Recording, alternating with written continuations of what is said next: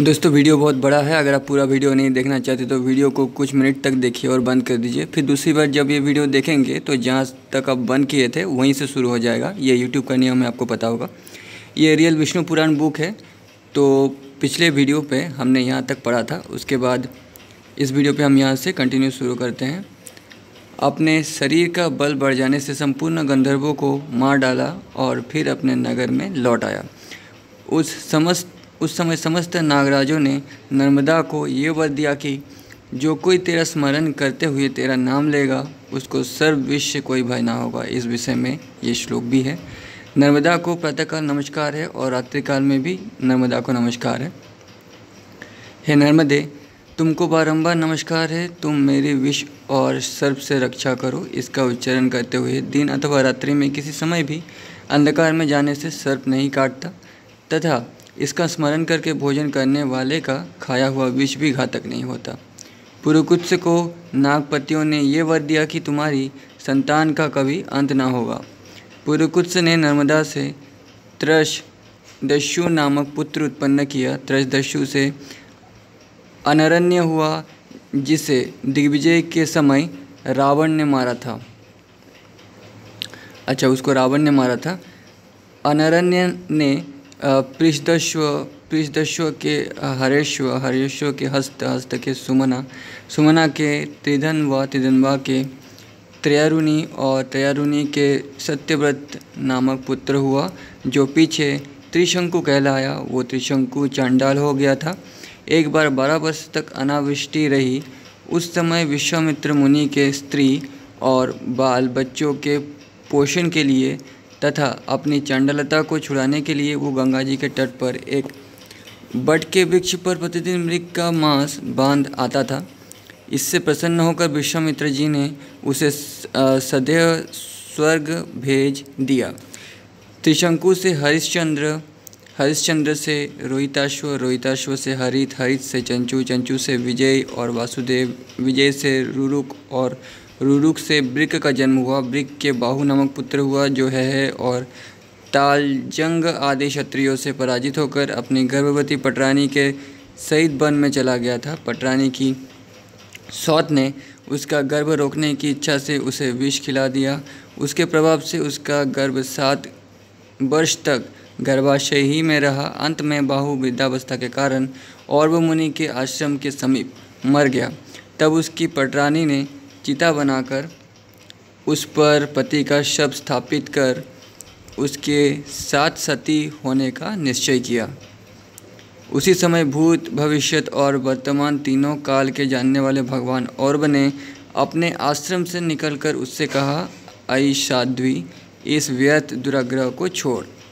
तेरे उदर में संपूर्ण भूमंडल का स्वामी, अत्यंत बल पराक्रमशील, अनेक यज्ञों का अनुष्ठान करने वाला और शत्रुओं का नाश करने वाला चक्रवर्ती राजा है। तू ऐसे दुस्साहस का उद्योग ना कर। ऐसा कहे जाने पर वो अनुमरण सती होने के आग्रह से विरोध हो गई और भगवान औरव उसे अपने आश्रम पर ले गए।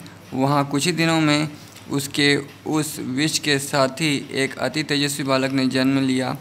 भगवान औरव ने उसके जात कर्म आदि संस्कार कर उसका नाम सगर रखा तथा उसका उपनयन संस्कार होने पर औरव ने ही उसे वेद शास्त्र एवं भार्गव नामक आग्नेय शास्त्र की शिक्षा दी।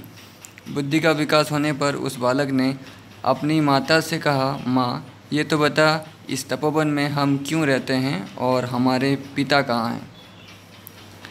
इसी प्रकार और भी प्रश्न पूछने पर माता ने उसे संपूर्ण वृत्तांत कह दिया।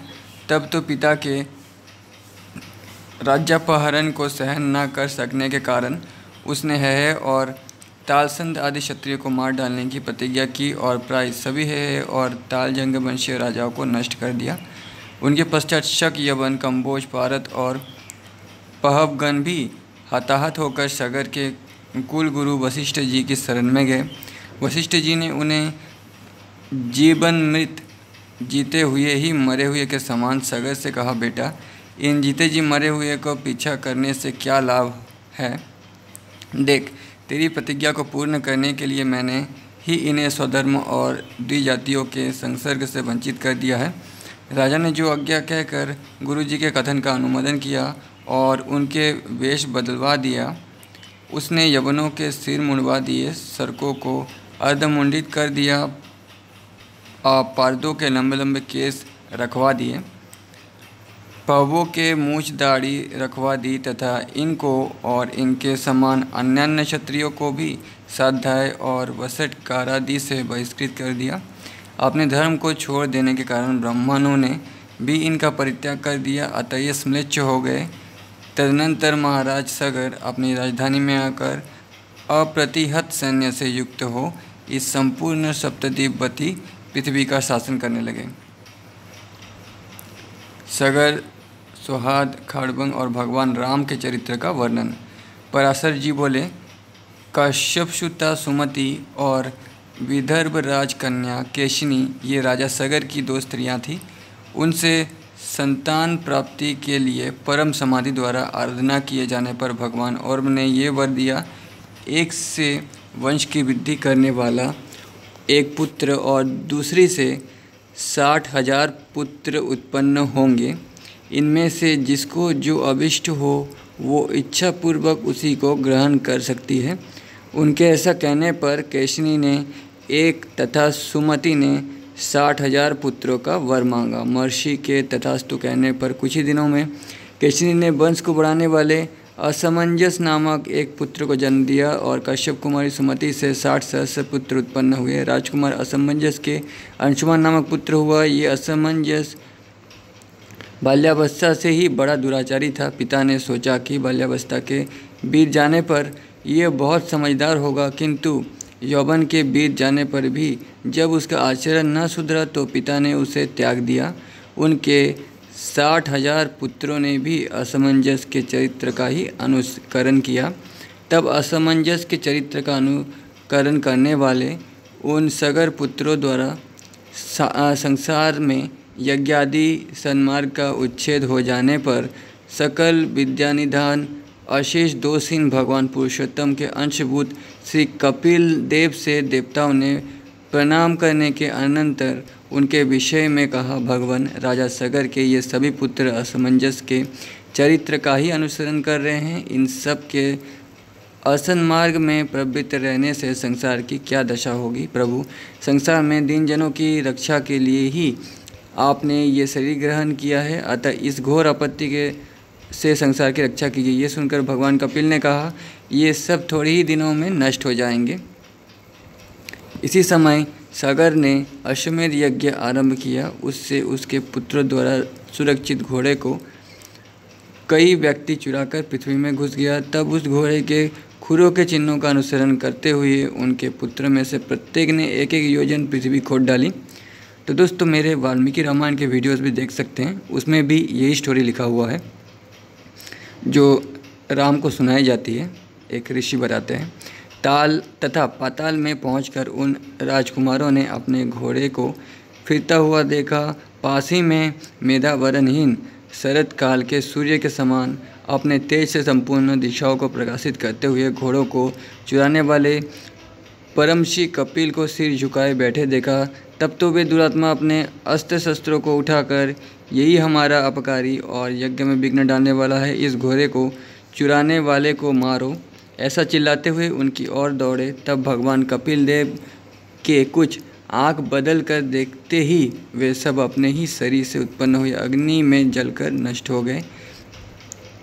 जैसे ऋषि मुचुकुंद ने आँखों की अग्नि से एक राक्षस को मारा था जब कृष्ण भागते हुए उस राक्षस से भागते हुए गुफा में गए थे, उसी तरह का महाराज सगर को जब मालूम हुआ कि घोड़े का अनुसरण करने वाले उसके समस्त पुत्र महर्षि कपिल के तेज से दग्ध हो गए, तो उन्होंने असमंजस के पुत्र अंशुमान को घोड़ा ले आने के लिए नियुक्त किया। वो सगर पुत्र द्वारा खोदे हुए मार्ग से कपिल जी के पास पहुंचा और भक्ति विनम्र होकर उसकी स्तुति की। तब भगवान कपिल ने उससे कहा, बेटा जा, इस घोड़े को ले जाकर अपने दादा को दे और तेरी जो इच्छा हो वही वर मांग ले। तेरा पुत्र गंगा जी को स्वर्ग से पृथ्वी पर लाएगा। इस पर अंशुमान ने यही कहा कि मुझे ऐसा वर दीजिए जो ब्रह्मदंड से आहत होकर मरे हुए मेरे अस्वर्गीय पितृगण को स्वर्ग की प्राप्ति कराने वाला हो। ये सुनकर भगवान ने कहा, मैं तुझसे पहले ही कह चुका हूँ, कि तेरा पौत्र गंगा जी को स्वर्ग से पृथ्वी पर लाएगा। उनके जल से इनकी अस्थियों की भस्म का स्पर्श होते ही ये सब स्वर्ग को चले जाएंगे। भगवान विष्णु के चरणनख से निकले हुए उस जल का ऐसा महत्व है कि वो कामनापूर्वक केवल स्नानादि कार्य में ही उपयोगी हो, सो नहीं अपितु बिना कामना के मृतक पुरुष के अस्थि, चर्म, स्नायु अथवा केश आदि का स्पर्श हो जाने से या उसके शरीर का कोई अंग गिरने से भी वो देहधारी को तुरंत स्वर्ग ले जाता है। भगवान कपिल के ऐसा कहने पर वो उन्हें प्रणाम कर घोड़े को लेकर अपने पितामह की यज्ञशाला में आया। राजा सागर ने भी घोड़े के मिल जाने पर अपना यज्ञ समाप्त किया और अपने पुत्रों के खोदे हुए सागर को ही अपत्य स्नेह से अपना पुत्र माना। उस अंशुमान के दिलीप नामक पुत्र हुआ और दिलीप के भागीरथ हुआ, जिससे गंगा जी को स्वर्ग से पृथ्वी पर लाकर उनका नाम भागीरथी कर दिया। भागीरथ से सुवत्र, सुवत्र से श्रुति, श्रुति से नाभाग, नाभाग से अम्बरीश, अम्बरीश से सिंधुदीप, सिंधुदीप से आयुतायु और आयुतायु से ऋतुवर्ण नामक पुत्र हुआ, जो राजा नल का सहायक और द्युतक्रीड़ा का पारदर्शी था। ऋतुपर्ण का पुत्र सर्वकाम था, उसका सुदास और सुदास का पुत्र शौदास पितृशह हुआ। एक दिन मृगया के लिए वन में घूमते घूमते उसने 2 व्याघ्र देखे। इन्होंने संपूर्ण वन को मृगहीन कर दिया है।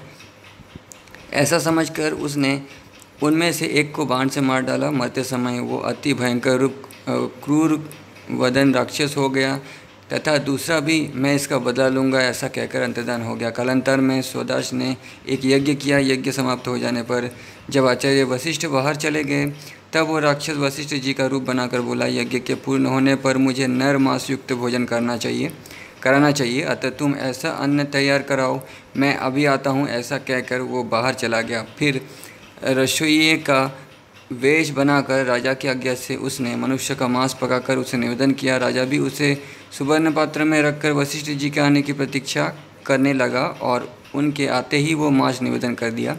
वशिष्ठ जी ने सोचा, ओहो, इस राजा की कुटिलता तो देखो, जो ये जानबूझकर भी मुझे खाने के लिए ये मांस देता है। फिर ये जानने के लिए कि ये किसका है वे ध्यानस्थ हो गए।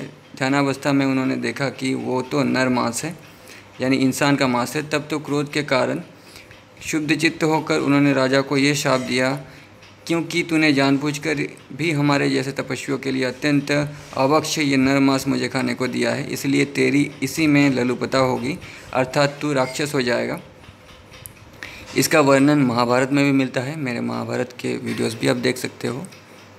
तदनंतर राजा के ये कहने पर कि भगवान आप ही ने ऐसी आज्ञा की थी, वशिष्ठ जी ये कहते हुए कि क्या मैंने ही ऐसा कहा था, फिर समाधिस्थ हो गए।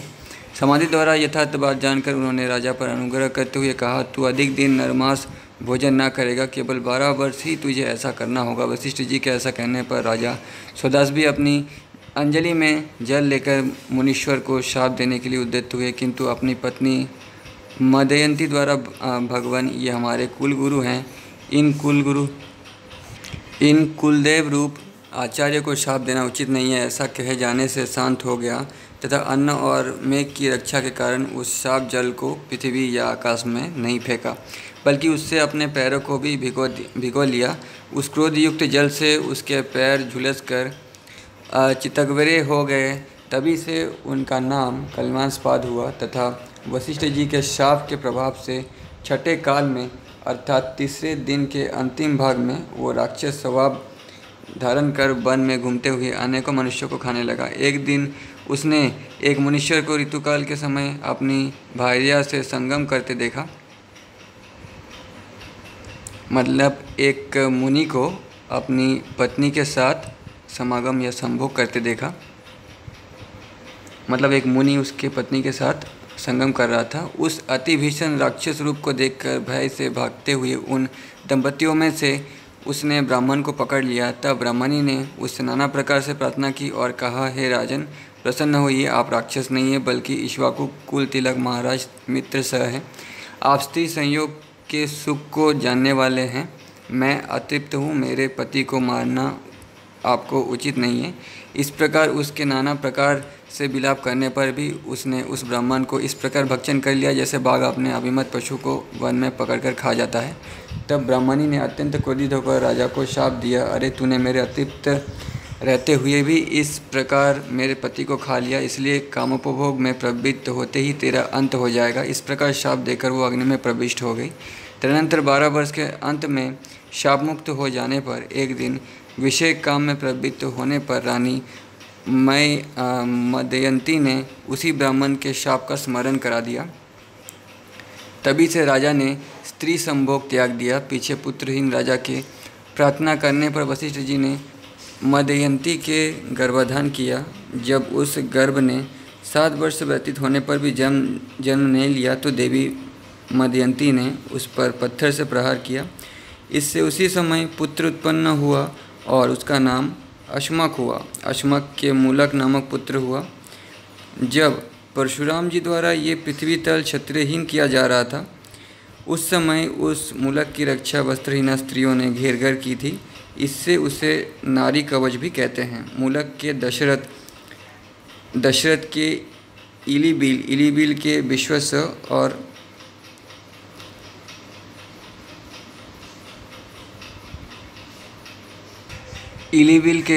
विश्वस्य और विश्वस्वा के खडबांग नामक पुत्र हुआ, जिसने देवासुर संग्राम में देवताओं के प्रार्थना करने पर दैत्यों का वध किया था। इस प्रकार स्वर्ग में देवताओं का प्रिय करने से उनके द्वारा वर मांगने के लिए प्रेरित किए जाने पर उसने कहा, मुझे यही वर ग्रहण करना ही पड़ेगा, तो आप लोग मेरी आयु बतलाइए। तब देवताओं के ये कहने पर कि तुम्हारी आयु केवल एक मुहूर्त और रही है, वो देवताओं के दिए हुए एक अनवरुद्ध गति विमान पर बैठकर बड़ी शीघ्रता से मृत्यु लोक में आया और कहने लगा, यदि तू मुझे ब्राह्मणों की अपेक्षा कभी अपना आत्मा भी प्रियतर नहीं हुआ, यदि मैंने कभी स्वधर्म का उल्लंघन नहीं किया और संपूर्ण देव मनुष्य पशु पक्षी और भिक्षादि में श्री अच्युत के अतिरिक्त मेरी अन्य दृष्टि नहीं हुई, तो मैं निर्विघ्नतापूर्वक उन मुनिजन वंदित प्रभु को प्राप्त हूँ। श्री अच्युत का मतलब विष्णु को कहा जा रहा है यहाँ पे। ऐसा कहते हुए राजा खडबांग ने संपूर्ण देवताओं के गुरु अकथनीय स्वरूप सत्ता मात्र शरीर परमात्मा भगवान वासुदेव में अपना चित्त लगा दिया और उन्हीं में लीन हो गए। इस विषय में भी पूर्व काल में सप्तर्षियों द्वारा कहा हुआ श्लोक सुना जाता है। उसमें कहा है, खडबांग के समान पृथ्वी तल में अन्य कोई भी राजा नहीं होगा जिसने एक मुहूर्त मात्र जीवन के रहते ही स्वर्गलोक से भूमंडल में आकर अपनी बुद्धि द्वारा तीनों लोगों को सत्य स्वरूप भगवान वासुदेव में देखा। खडबांग से दीर्घबाहु नामक पुत्र हुआ, दीर्घबाहु से रघु का पुत्र अज हुआ, अज का पुत्र दशरथ ने जन्म लिया। दशरथ जी के भगवान कमलनाभ जगत की स्थिति के लिए अपने अंशों से राम, लक्ष्मण, भरत और शत्रुघ्न इन 4 रूपों से पुत्र भाव को प्राप्त हुआ। ठीक है, मतलब चारों ही विष्णु रूप हैं। ठीक है, कोई एक विष्णु है ऐसा नहीं है, चारों ही विष्णु हैं। और ये सिर्फ यहाँ ही लिखा गया है ऐसा नहीं है, वाल्मीकि रामायण में भी लिखा गया है। आप मेरे वाल्मीकि रामायण के वीडियोस भी देख सकते हैं। वाल्मीकि रामायण रियल है, आपने जो रामायण देखा सुना है उससे ज़्यादा अच्छा है। उसके बाद राम जी ने बाल्यावस्था में ही विश्वामित्र की यज्ञ रक्षा के लिए जाते हुए मार्ग में ही ताड़का राक्षसी को मारा। फिर यज्ञशाला में पहुंचकर मारीच को बाण रूपी वायु से आहत कर समुद्र में फेंक दिया और सुबाहु आदि राक्षसों को नष्ट कर डाला। उन्होंने अपने दर्शन मात्र से अहिल्या को निष्पाप किया। दर्शन मात्र से का मतलब है कि राम ने अहिल्या के चरण स्पर्श किए, जिससे अहिल्या ने आंखें खोलकर राम को देखा। इसी को दर्शन कहा जाता है। जनक जी के राजभवन में बिना श्रम ही महादेव जी का धनुष तोड़ा और पुरुषार्थ से ही प्राप्त होने वाली अयोनिजा जनक राजनंदिनी श्री सीता जी को पत्नी रूप से प्राप्त किया और तदनंतर संपूर्ण क्षत्रिय को नष्ट करने वाले समस्त है कुल के लिए अग्निस्वरूप परशुराम जी के बल वीर्य का घमंड यानी गर्भ नष्ट किया। फिर पिता के वचनों से राज लक्ष्मी को कुछ भी न गिनकर भाई लक्ष्मण और धर्मपत्नी सीता के सहित वन में चले गए। वहाँ विराट, खर, दूषण आदि राक्षस तथा कबंध और बाली का वध किया और समुद्र पर पुल बांधकर संपूर्ण राक्षस कुल का विध्वंस किया। तो दोस्तों आपने सुना होगा कि पत्थरों पर राम नाम लिख कर समुद्र में फेंका गया, जिससे पर्वत पत्थर तैरने लगे। उसी से राम नाम के जरिए समुद्र पार किया वानरों ने। लेकिन ये एक फेक स्टोरी है, झूठी कहानी है। देखिए यहाँ पे लिखा गया है, समुद्र पर पुल बांधकर जो नल और नील थे वो बहुत अच्छा काम करते थे, पुल बना सकते थे, ठीक है। और यहाँ ऐसा लिखा है, ऐसा नहीं है, वाल्मीकि रामायण में भी यही लिखा है। इसलिए वाल्मीकि रामायण जो रियल रामायण है वो पढ़ा कीजिए, या फिर मेरे वीडियो देखिए वाल्मीकि रामायण का। तो पुल बांधकर संपूर्ण राक्षस कुल का विध्वंस किया तथा रावण द्वारा हरी हुई और उसके वध से कलंक ही न होने पर भी अग्नि प्रवेश से शुद्ध हुई। समस्त देवगणों से प्रशंसित स्वभाव वाली अपनी भार्या जनक राजकन्या सीता को अयोध्या में ले आए। हे मैत्रेय, अग्नि के सामने गई शुद्ध हुई। अग्नि परीक्षा क्यों लिया गया था, यह मैंने वाल्मीकि रामायण में बताया है कि राम ने क्यों अग्नि परीक्षा लिया था, असली कारण। हे मैत्रेय, उस समय उनके राज्याभिषेक जैसा मंगल हुआ उसका तो 100 वर्ष में भी वर्णन नहीं किया जा सकता। तथापि संक्षेप में सुनो। दशरथ नंदन श्री रामचंद्र जी, प्रसन्न बंदन लक्ष्मण, भरत, शत्रुघ्न, विभीषण, सुग्रीव, अंगद, जामवन और हनुमान आदि से छत्र चामरादि द्वारा सेवित हो ब्रह्मा, इंद्र, अग्नि, यम, निश्रिति, वरुण, वायु, कुबेर और ईशान आदि संपूर्ण देवगण, वशिष्ठ, वामदेव, वाल्मीकि, मार्कंडेय, विश्वामित्र, भरद्वाज। मार्कंडेय ने भी एक पुराण लिखा है जिसको मार्कंडेय पुराण कहते हैं। विश्वामित्र, भरद्वाज, अगस्त्य आदि मुनिजन तथा ऋक, यजुर, साम और अथर्ववेदों से स्तुति किए जाने पर तथा नित्य गीत, वाद्य आदि संपूर्ण मंगला सामग्रियों सहित बीना, बेनु, मृदंग, भैरी, पट, शंख, काला, गोमुख आदि बाजों से घोष के साथ समस्त राजाओं के मध्य में संपूर्ण लोगों की रक्षा के लिए विधि पूर्वक अभिषिक्त हुए। इस प्रकार दशरथ कुमार, कौशलाधिपति, रघुकुल तिलक, जानकी वल्लभ तीनों भ्राताओं के प्रिय श्री रामचंद्र जी ने सिंहासन पर आरूढ़ होकर 11,000 वर्ष राज्य शासन किया।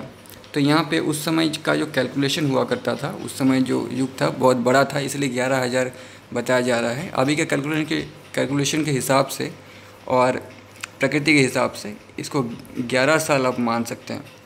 11 साल तक राज्य शासन किया।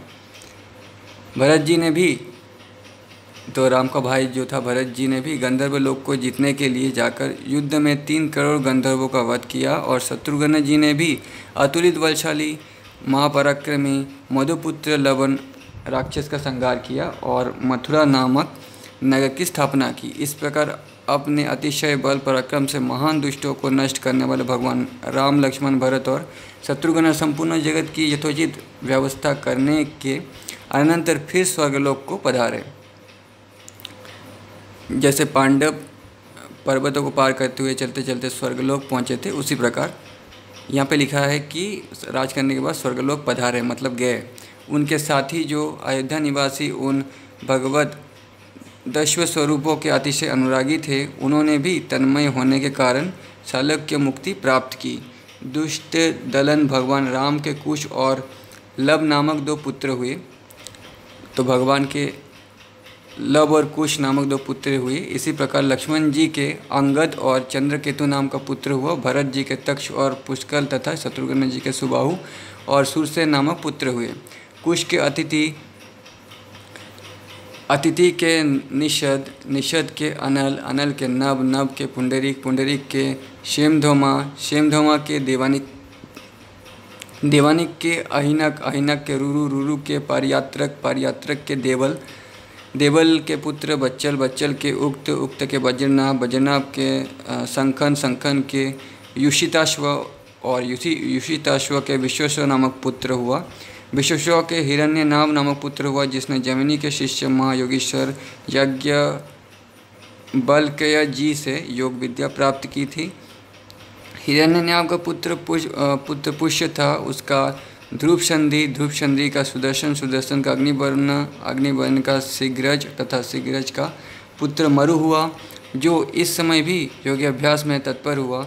कलाप ग्राम में स्थित है। आगामी युग में ये सूर्यवंशीय क्षत्रियों का प्रवर्तक होगा। मरु का पुत्र पश्रुत, पश्रुत का सुसंधि, सुसंधि का अमर्ष, अमर्ष का शवश्वान, शवश्वान का विश्वभव और विश्वभव का पुत्र बिहद्दल हुआ, जिसको भारत युद्ध में अर्जुन के पुत्र अभिमन्यु ने मारा था। तो राम का वंशज यही है, राम का पुत्र है, राम का पुत्र वो है, उसका पुत्र ये है। यही बढ़ते बढ़ते शैशवान नाम का पुत्र हुआ और उसको विश्वभव का पुत्र बीरदल हुआ, जिसको अर्जुन के पुत्र अभिमन्यु ने मारा था। इस प्रकार मैंने ये इक्ष्वाकु कुल के प्रधान राजाओं का वर्णन किया। इसका चरित्र सुनने से मनुष्य सकल पापों से मुक्त हो जाता है। नेक्स्ट चैप्टर निमि चरित्र और निमि वंश का वर्णन श्री पराशर जी बोले, यानी वेदव्यास जी के पिता पराशर जी बोले। इक्ष्वाकु का जो निमि नामक पुत्र था, उसने एक सहस्त्र वर्ष में समाप्त होने वाले यज्ञ का आरंभ किया। उस यज्ञ में उसने वशिष्ठ जी को होता वरण किया। वशिष्ठ जी ने उससे कहा कि 500 वर्ष के यज्ञ के लिए इंद्र ने मुझे पहले ही वरण कर लिया है, अतः इतने समय तुम ठहर जाओ, वहाँ से आने पर मैं तुम्हारा भी ऋत्विक हो जाऊँगा। उनके ऐसा कहने पर राजा ने उन्हें कुछ भी उत्तर नहीं दिया। वशिष्ठ जी ने ये समझकर कि राजा ने उनका कथन स्वीकार कर लिया है, इंद्र का यज्ञ आरंभ कर दिया। किंतु राजा निमि भी उसी समय गौतमादि अन्य होताओं द्वारा अपना यज्ञ करने लगे। देवराज इंद्र का यज्ञ समाप्त होते ही मुझे निमि का यज्ञ कराना है। इस विचार से वशिष्ठ जी भी तुरंत ही आ गए। उस यज्ञ में अपना होता का कर्म गौतम को करते देख उन्होंने सोते हुए राजा निमि को ये शाप दिया कि इसने मेरी अवज्ञा करके संपूर्ण कर्मों का भार गौतम को सौंपा है, इसलिए ये देहहीन हो जाएगा। सोकर उठने पर राजा निमि ने भी कहा, इस दुष्ट गुरु ने मुझसे बिना बातचीत किए अज्ञानतापूर्वक मुझ सोए हुए को शाप दिया है, इसीलिए इसका देह भी नष्ट हो जाएगा। इसी प्रकार शाप देकर राजा ने अपना शरीर छोड़ दिया। राजा निमि के शाप से वशिष्ठ जी का लिंग देह मित्र वरुण के वीर्य में प्रविष्ट हुआ और उर्वशी के देखने से उसका वीर्य स्खलित होने पर उसी से उन्होंने दूसरा देह धारण किया। निमि का शरीर भी अति मनोहर गंध और तेल आदि से सुरक्षित रहने के कारण गला सड़ा नहीं, बल्कि तत्काल मरे हुए देह के समान ही रहा। यज्ञ समाप्त होने पर जब देवगण अपना भाग ग्रहण करने के लिए आए तो उनसे ऋत्विकगण बोले कि यजमान को वर दीजिए। देवताओं का प्रेरणा किए जाने पर राजा निमि ने उनसे कहा, भगवान आप लोग संपूर्ण संसार दुख को दूर करने वाले हैं। मेरे विचार में शरीर और आत्मा के वियोग होने में जैसा दुख होता है वैसा और कोई दुख नहीं है, इसलिए मैं अब फिर शरीर ग्रहण करना नहीं चाहता, समस्त लोगों के नेत्रों में ही वास करना चाहता हूँ। राजा के ऐसा कहने पर देवताओं ने उनको समस्त जीवों के नेत्रों में अवस्थित कर दिया। तभी से प्राणी नेमि शोन्मेष पलक खोलना मुद्लक करने लगे हैं। तदनंतर अराजकता के भय से मुनिजनों ने उस पुत्रहीन राजा के शरीर को अरणि समीदंड से मथा। उससे एक कुमार उत्पन्न हुआ जो जन्म लेने के कारण जनक कहलाया। इसके पिता विदेह थे, इसीलिए वो विदेह कहलाता है और मंथन से उत्पन्न होने के कारण मिथि भी कहा जाता है। उसके उदावसु नामक पुत्र हुआ। उदावसु के नंदीवर्धन के सुकेतु के देवरात के बृहदक्य के महावीर्य के सुधृति के दिष्टकेतु के हर्यश्व के मनु के प्रतीक के कृतरथ के देवमीड़ के विबुध के महाधृति के कृतरात के महारोमा के सुवर्णरोमा के हश्वरोमा और हश्वरोमा के श्रीध्वज नामक पुत्र हुआ। वो पुत्र की कामना से यज्ञ भूमि को जोत रहा था। इसी समय हल के अग्रभाग में उसके सीता नाम की कन्या उत्पन्न हुई। मतलब हल से जोतते हुए जमीन से सीता नाम की कन्या निकली। श्रीध्वज का भाई संकर्षण नरेश कुशध्वज था। मेरे वाल्मीकि रामायण के वीडियोस भी आप देख सकते हैं, उसमें भी यही लिखा गया है। श्रीध्वज के भानुमान नामक पुत्र हुआ। भानुमान के सतधृत ने सूची के ऊर्जनामा के सतध्वज के कृति के अंजन के कुरुजीत के अरिष्टनेमि के श्रुतायु के सुपार्श के संजय के क्षेमा भी के अनिना के भौमरथ के सत्यरथ के उपगु के उपगुप्त के स्वागत के स्वानंद के सुरबच्चे के सुपार्श के सुभाष के सुश्रुत के जय के विजय के रित के सुनय के बीतहश्व के धृति के बाहुलाश्व और बाहुलाश्व के कृति नामक पुत्र हुआ। कृति में ही इस जनक वंश की समाप्ति हो जाती है। जनक वंश यानी सीता जनक वंश की थी। यही मिथिल भूपालगण है। प्राय ये सभी राजा लोग आत्मविद्या को आश्रय देने वाले होते हैं। सोमवंश का वर्णन, चंद्रमा, बुध और पुरूरवा का चरित्र। मित्र जी बोले, भगवान आपने सूर्यवंशी राजाओं का वर्णन तो कर दिया, अब मैं संपूर्ण चंद्रवंशी और भूपतियों का वृत्तांत भी सुनना चाहता हूँ। जिन स्थिर कीर्ति महाराजों की संतति का सुयश आज भी गान किया जाता है ब्राह्मण प्रसन्न मुख से आप उन्हीं का वर्णन मुझसे कीजिए। श्री व्यास जी बोले, है मुनि शार्दूल, परम तेजस्वी चंद्रमा के वंश का क्रमशः श्रवण करो, जिसमें अनेकों विख्यात राजा लोग हुए हैं। ये वंश नहुस, ययाति, कार्तिवीर्य और अर्जुन आदि अनेकों अति बल पराक्रमशील, कांतिमान, क्रियावान और सद्गुण संपन्न राजाओं से अलंकृत हुआ है। सुनो, मैं उसका वर्णन करता हूँ। संपूर्ण जगत के रचयिता भगवान नारायण के नाभि कमल से उत्पन्न हुए भगवान ब्रह्मा जी के पुत्र अत्रि प्रजापति थे। इन अत्रि के पुत्र चंद्रमा हुए। कमल योनि भगवान ब्रह्मा जी ने उन्हें संपूर्ण औषधि, द्विज, जन और नक्षत्रगण के आधिपत्य पर अभिषिक्त कर दिया था। चंद्रमा ने राजसु यज्ञ का अनुष्ठान किया। अपने प्रभाव और अति उत्कृष्ट आधिपत्य के अधिकारी होने से चंद्रमा पर राजमत सवार हुआ। तब मदोन्मत्त हो जाने के कारण उसने समस्त देवताओं के गुरु भगवान बृहस्पति जी की भार्या तारा को हरण कर लिया तथा बृहस्पति जी की प्रेरणा से भगवान ब्रह्मा के बहुत कुछ कहने सुनने और देवर्षि के मांगने पर भी उसे ना छोड़ा। बृहस्पति से द्वेष करने के कारण शुक्र जी भी चंद्रमा के सहायक हो गए और अंगिरा से विद्या लाभ करने के कारण भगवान रुद्र ने बृहस्पति की सहायता की। क्योंकि बृहस्पति जी अंगिरा के पुत्र हैं, जिस पक्ष में शुक्र जी थे उस ओर से जंब और कुंभ आदि समस्त दैत्य दानवों ने भी सहायता देने में बड़ा उद्योग किया तथा सकल देव सेना के सहित इंद्र बृहस्पति जी के सहायक हुए।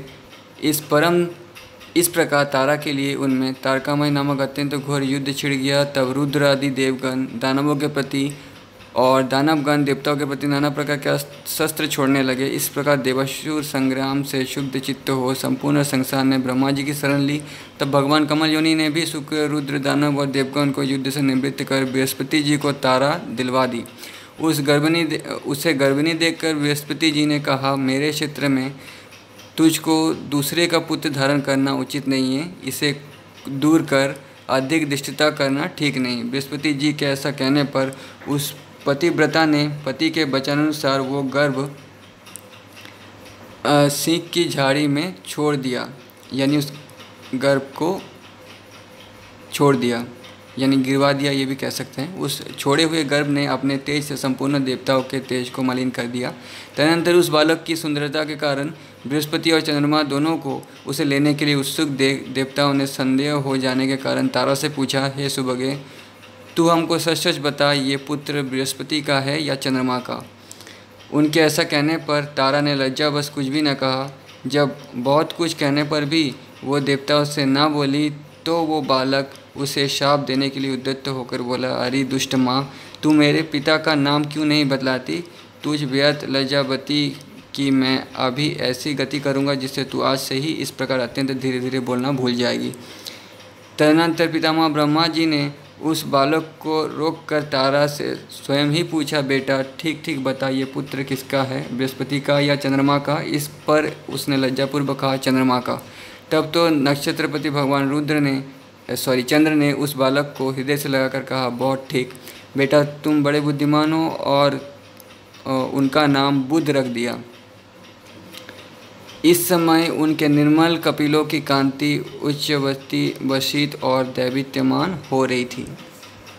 बुध ने जिस प्रकार इला से अपने पुत्र पुरूरवा को उत्पन्न किया था, उसका वर्णन पहले ही कर चुके हैं। पुरूरवा अति दानशील, अति याज्ञिक और अति तेजस्वी था। मित्र वरुण के शाप से मुझे मर्तलोक में रहना पड़ेगा, ऐसा विचार करते हुए उर्वशी अप्सरा की दृष्टि उस अति सत्यवादी रूप के धनी और मतिमान राजा पुरूरवा पर पड़ी। देखते ही वो संपूर्ण मान तथा स्वर्ग सुख की इच्छा को छोड़कर तन्मय भाव से उसी के पास आई। राजा पुरूरवा का चित्त भी उसे संसार के समस्त स्त्रियों में विशिष्ट और कांति, सुकोमलता, सुंदरता, गति, विलास और मुस्कान आदि गुणों से युक्त देखकर उसके वशीभूत हो गया। इस प्रकार वे दोनों ही परस्पर तन्मय और अनन्य चित्त होकर और सब कामों को भूल गए। निदान राजा ने निसंकोच होकर कहा, हे सुब्रू, मैं तुम्हारी इच्छा करता हूँ, तुम प्रसन्न होकर मुझे प्रेम दान दो। राजा के ऐसा कहने पर उर्वशी ने भी लज्जावश खलित स्वर में कहा, यदि आप मेरी प्रतिज्ञा को निभा सके तो अवश्य ऐसा ही हो सकता है। ये सुनकर राजा ने कहा, अच्छा, तुम अपनी प्रतिज्ञा मुझसे कहो। इस प्रकार पूछने पर वो फिर बोली, मेरे पुत्र रूप इन 2 भेड़ों को आप कभी मेरी सैया से दूर ना कर सकेंगे। मैं कभी आपको नग्न ना देखने पाऊँ, यानी नेकेड ना देखने पाऊँ, और केवल घृत ही मेरा आहार होगा, यानी घी। यही मेरी 3 प्रतिज्ञाएं हैं। तब राजा ने कहा, ऐसा ही होगा। तदनंतर राजा पुरूरवा ने दिन दिन बढ़ते हुए आनंद के साथ कभी अलकापुरी के अंतर्गत चैत्ररथ, कभी वनों में और कभी सुंदर पद्म खंडों से युक्त अति रमणीय मानस आदि सरोवर में विहार करते हुए 60,000 वर्ष बिता दिए। उसके उपभोग सुख से प्रतिदिन अनुराग के बढ़ते रहने से उर्वशी को भी देवलोक में रहने की इच्छा नहीं रही। उस समय की कैलकुलेशन, उस समय की प्रकृति अलग हुआ करती थी। अभी का कैलकुलेशन अलग है। उस समय साल भी बहुत बड़ा हुआ करता था, तो अभी के कैलकुलेशन के हिसाब से 60 साल तक कह सकते हो पुरूरवा और उर्वशी ने विहार किया, संभोग किया। इधर उर्वशी के बिना अप्सराओं, सिद्धों और गंधर्वों को स्वर्गलोक अत्यंत रमणीय नहीं मालूम होता था। अतः उर्वशी और पुरूरवा की प्रतिज्ञा के जानने वाले विश्वावसु ने एक दिन रात्रि के समय गंधर्वों के साथ जाकर उसके शयनागार के पास से एक मेष का हरण कर लिया। उसे आकाश में ले जाते समय उर्वशी ने उसका शब्द सुना। तब वो बोली, मुझ अनाथ के पुत्र को कौन लिए जाता है, तब मैं किसकी शरण जाऊँ। किंतु ये सुनकर भी इस भय से कि रानी मुझे नंगा देख लेगी, राजा नहीं उठा। तदनंतर गंधर्वगण दूसरा भी मेष लेकर चल दिए। उसे ले जाते समय उसका शब्द सुनकर भी उर्वशी, हाय, मैं अनाथा और भतृहीना हूँ तथा एक कायर के अधीन हो गई हूँ, इस प्रकार कहते हुए वो आतुर स्वर से विलाप करने लगी। तब राजा ये सोचकर कि इस समय अंधकार है, अतः रानी मुझे नग्न नहीं देख सकेगी, क्रोधपूर्वक, अरे दुष्ट, तू मारा गया, ये कहते हुए तलवार लेकर पीछे दौड़ा। इसी समय गंधर्वों ने अति उज्ज्वल विद्युत चमका दी, आकाश में विद्युत प्रकट कर दी। उसके प्रकाश में राजा को वस्त्रहीन देखकर प्रतिज्ञा टूट जाने से उर्वशी तुरंत ही वहाँ से चली गई। गंधर्वगण भी उन मेषों को वहीं छोड़कर स्वर्गलोक में चले गए। किंतु जब राजा उन मेषों को लिए हुए अति प्रसन्नचित्त से अपने शयनागार में आया तो वहाँ उसने उर्वशी को ना देखा। उसे ना देखने से वो उस वस्त्रहीन अवस्था में ही पागल के समान घूमने लगा। घूमते घूमते उसने एक दिन कुरुक्षेत्र के कमल सरोवर में अन्य 4 अप्सराओं के सहित उर्वशी को देखा। उसे देखकर वो उन्मत्त के समान, हे जाए ठहर, आरी हृदय की निष्ठुरे, खड़ी हो जा, आरी कपट रखने वाली, वार्तालाप के लिए तनिक ठहर जा, ऐसा अनेक वचन कहने लगा। उर्वशी बोली, महाराज, इन अज्ञानियों की सी चेष्टाओं से कोई लाभ नहीं। इस समय मैं गर्भवती हूँ। 1 वर्ष उपरांत आप यहीं आ जाएं। उस समय आपके एक पुत्र होगा और एक रात में भी आपके साथ रहूँगी। उर्वशी के ऐसा कहने पर राजा पुरूरवा प्रसन्न चित्त से अपने नगर को चला गया। तदनंतर उर्वशी ने अन्य अप्सराओं से कहा, ये वही पुरुष श्रेष्ठ हैं जिनके साथ मैं इतने दिनों तक प्रेम कृत चित्त से भूमंडल में रही थी। इस पर अन्य अप्सराओं ने कहा, वाह वाह, सचमुच इनका रूप बड़ा ही मनोहर है। इनके साथ तो सर्वदा हमारा भी सहवास हो। वर्ष समाप्त होने पर राजा पुरूरवा वहाँ आए। उस समय उर्वशी ने उन्हें आयु नामक एक बालक दिया तथा उनके साथ एक रात रहकर 5 पुत्र उत्पन्न करने के लिए गर्भधारण किया और कहा, हमारे पारस्परिक स्नेह के कारण सकल गंधर्वगण महाराज को वरदान देना चाहते हैं, अतः आप अभिष्ट वर मांगिए। राजा बोले, मैंने समस्त शत्रुओं को जीत लिया। मेरी इंद्रिय की सामर्थ्य नष्ट नहीं हुई है। मैं बंधुजन, असंख्य सेना और कोष से भी संपन्न हूँ। इस समय उर्वशी के सहवास के अतिरिक्त मुझे और कुछ भी प्राप्त नहीं है, अतः मैं इस उर्वशी के साथ ही काल यापन करना चाहता हूँ। राजा के ऐसा कहने पर गंधर्वों ने उन्हें एक अग्निस्थली अग्नियुक्त पात्र दी और कहा, इस अग्नि के वैदिक विधि से गार्हपत्य, आहवनीय और दक्षिणाग्नि रूप 3 भाग करके इसमें उर्वशी के सहवास की कामना से भली भांति यजन करो तो अवश्य ही तुम अपना अभिष्ट प्राप्त कर लोगे। गंधर्व के ऐसा कहने पर राजा उस अग्निस्थली को लेकर चल दिए। मार्ग में वन के अंदर उन्होंने सोचा, अहो मैं कैसा मूर्ख हूँ, मैंने ये क्या किया जो इस अग्निस्थली को तो ले आया और उर्वशी को नहीं लाया। ऐसा सोचकर उन अग्निस्थली को वन में ही छोड़कर वे अपने नगर में चले आए। आधी रात बीत जाने के बाद निद्रा टूटने पर राजा ने सोचा, उर्वशी की सन्निधि प्राप्त करने के लिए ही गंधर्वों ने मुझे ये अग्निस्थली दी थी और मैंने उसे वन में ही छोड़ दिया, अतः अब मुझे उसे लाने के लिए जाना चाहिए। ऐसा सोचकर उठकर वे वहाँ गए, किंतु उन्होंने उस स्थली को वहाँ ना देखा। अग्निस्थली के स्थान पर राजा पुरूरवा ने एक समीगर्भ पीपल के वृक्ष को देखकर सोचा, मैंने यही तो वो अग्निस्थली फेंकी थी, वो स्थली ही समीगर्भ पीपल हो गई है। अतः इस अग्निरूप अश्वत्थ को ही अपने नगर में ले जाकर इसकी अरणी बनाकर उससे उत्पन्न हुए अग्नि की ही उपासना करूँ। ऐसा सोचकर राजा उस अश्वत्थ को लेकर अपने नगर में आए और उसकी अरणी बनाई। तदनंतर उन्होंने उस काष्ठ को एक एक अंगुल करके गायत्री मंत्र का पाठ किया। उसने उसके पाठ से गायत्री की अक्षर संख्या के बराबर एक एक अंगुल की अरनियाँ हो गई। उनके मंथन से 3 प्रकार के अग्नियों को उत्पन्न कर उनमें वैदिक विधि से हवन किया तथा उर्वशी के सहवास रूप फल की इच्छा की। तदनंतर उसी अग्नि से नाना प्रकार के यज्ञों का आयोजन करते हुए उन्होंने गंधर्व लोक प्राप्त किया और फिर उर्वशी से उनका वियोग न हुआ। पूर्वकाल में एक ही अग्नि था, उस एक ही से इस मनवंतर में 3 प्रकार के अग्नियों का प्रचार हुआ। जनु का, गंगा पान तथा जमदग्नि और विश्वामित्र की उत्पत्ति। श्री पराशर जी बोले, वेदव्यास जी के पिता राजा पुरूरवा के परम बुद्धिमान आयु, अमावस्यु, विश्वावसु, श्रुतायु, शतायु और आयुतायु नामक 6 पुत्र हुआ। अमावस्यु के भीम के कांचन, कांचन के सुवत्र और सुवत्र के जगनु नामक पुत्र हुआ, जिसने अपनी संपूर्ण यज्ञशाला को गंगा जल से आप्लावित देख क्रोध से रक्तनयन हो भगवान यज्ञ पुरुष को परम समाधि के द्वारा अपने में स्थापित कर संपूर्ण गंगा जी को पी लिया था। तब देवर्षियों ने इन्हें प्रसन्न किया और गंगा जी को इनकी पुत्री रूप से जाकर ले गए।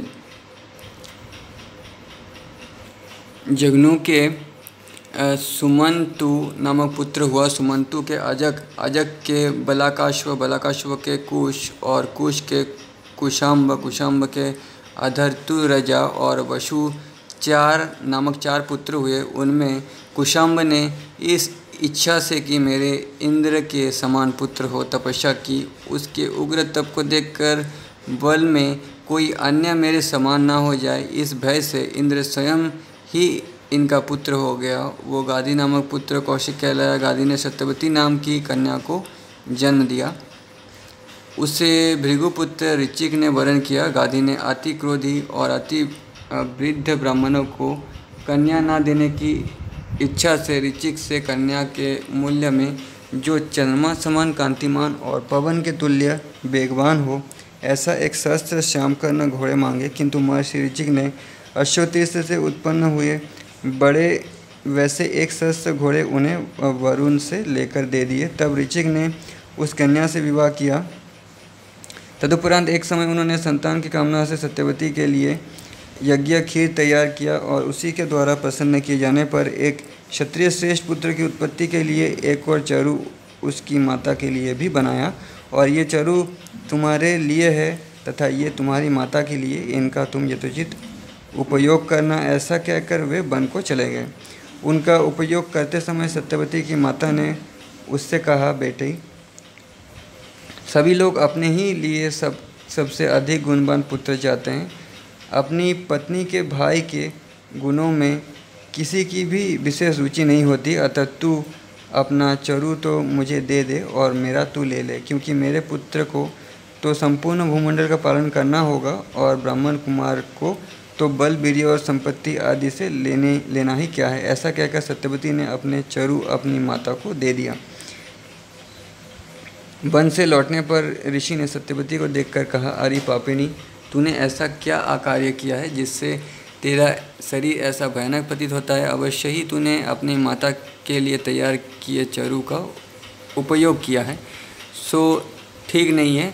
मैंने उसमें संपूर्ण ऐश्वर्य, पराक्रम, शूरता और बल की संपत्ति को आरोपण किया था तथा तेरे में शांति, ज्ञान, तितिक्षा आदि संपूर्ण ब्राह्मणोचित गुणों का समावेश किया था। उनका विपरीत उपयोग करने से तेरे अति भयानक अस्त्र शस्त्रधारी, पालन कर्म में तत्पर, क्षत्रिय के समान आचरण वाला पुत्र होगा और उसके शांतिप्रिय ब्राह्मणाचार युक्त पुत्र होगा। ये सुनते ही सत्यवती ने, तो ये सत्यवती महाभारत का सत्यवती नहीं है, ये त्रेतायुग का सत्यवती है, उनके चरण पकड़ लिए और प्रणाम करके कहा, भगवान, अज्ञान से ही मैंने ऐसा किया है, अतः प्रसन्न होइए और ऐसा कीजिए जिससे मेरा पुत्र ना हो, भले ही पौत्र ऐसा हो जाए। इस पर मुनि ने कहा, ऐसा ही हो। तदनंतर उसने जमदग्नि को जन्म दिया जो परशुराम जी के पिता थे। और तो परशुराम जी त्रेता युग में पैदा हुए थे, ठीक है। कुछ लोग कहते हैं कि सत्ययुग के लास्ट में पैदा हुए थे, पर ऐसा नहीं है। इसका वर्णन अखिल भाग महाभारत यानी हरवंश पुराण में भी मिलता है और यहाँ भी लिखा हुआ है कि त्रेता युग में पैदा हुए थे परशुराम। तो पहले जमदग्नि को जन्म दिया और उसकी माता ने विश्वामित्र को उत्पन्न किया तथा सत्यवती कौशिकी नाम की नदी हो गई। जमदग्नि ने इक्ष्वाकु कुलोद्धव रेणु की कन्या रेणुका से विवाह किया। उससे जमदग्नि के संपूर्ण क्षत्रियों का ध्वंस करने वाला भगवान परशुराम जी उत्पन्न हुए, जो सकल लोक गुरु भगवान नारायण के अंश थे, अवतार नहीं थे, अंश थे। देवताओं ने, ये यहाँ पे लिखा भी हुआ है, देखिए, नारायण के अंश थे। देवताओं ने विश्वामित्र जी को भृगुवंशीय शून से पुत्र रूप से दिया था, लेकिन वो बहुत अच्छा वॉरियर थे, इसलिए उसके पीछे उनके देवरात नामक एक पुत्र हुआ और फिर मधुचंद, धनंजय, कृतदेव, अष्टक, कश्यप एवं हारितक नामक और भी पुत्र हुए। उनसे अन्य ऋषिवंश में विवाह ने योग्य बहुत से कौशिक गोत्रीय पुत्र पौत्रादि हुए। श्री पराशर जी बोले, आयु नामक जो पुरुरवा का ज्येष्ठ पुत्र था, उसने राहु की कन्या से विवाह किया। उससे उसके 5 पुत्र हुए, जिनके नाम क्रमशः नहुष, शत्रवृद्ध, रंभ, रजि और अनेना थे। शत्रवृद्ध के सुवत्र नामक पुत्र हुआ और सुवत्र के काश तथा घृतमद नामक 3 पुत्र हुए। घृतमद का पुत्र शौनक चातुवर्ण का प्रवर्तक हुआ। काश्य का पुत्र काशीराज आशय हुआ। उसके राष्ट्र के दीर्घतपा और दीर्घतपा के धन्वंतरी नामक पुत्र हुआ।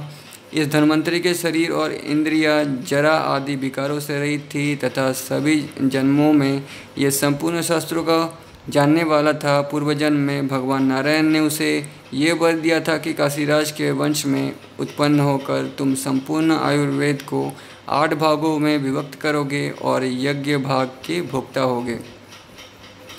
धन्वंतरी का पुत्र केतुमान, केतुमान का भीमरथ, भीमरथ का दिवोदास तथा दिवोदास का पुत्र प्रवर्धन हुआ। उसने मद्र श्रेयवंश का नाश करके समस्त शत्रुओं पर विजय प्राप्त की थी, इसलिए उसका नाम शत्रुजीत हुआ। दिवोदास ने अपने इस पुत्र से अत्यंत प्रेमवश वत्स कहा था, इसीलिए इसका नाम वत्स हुआ। अत्यंत सत्यपरायण होने के कारण इसका नाम ऋतध्वज हुआ। तदनंतर इसने कुबलय नामक अपूर्व अश्व प्राप्त किया, इसलिए ये इस पृथ्वी तल पर कुबल याश्व नाम से विख्यात हुआ।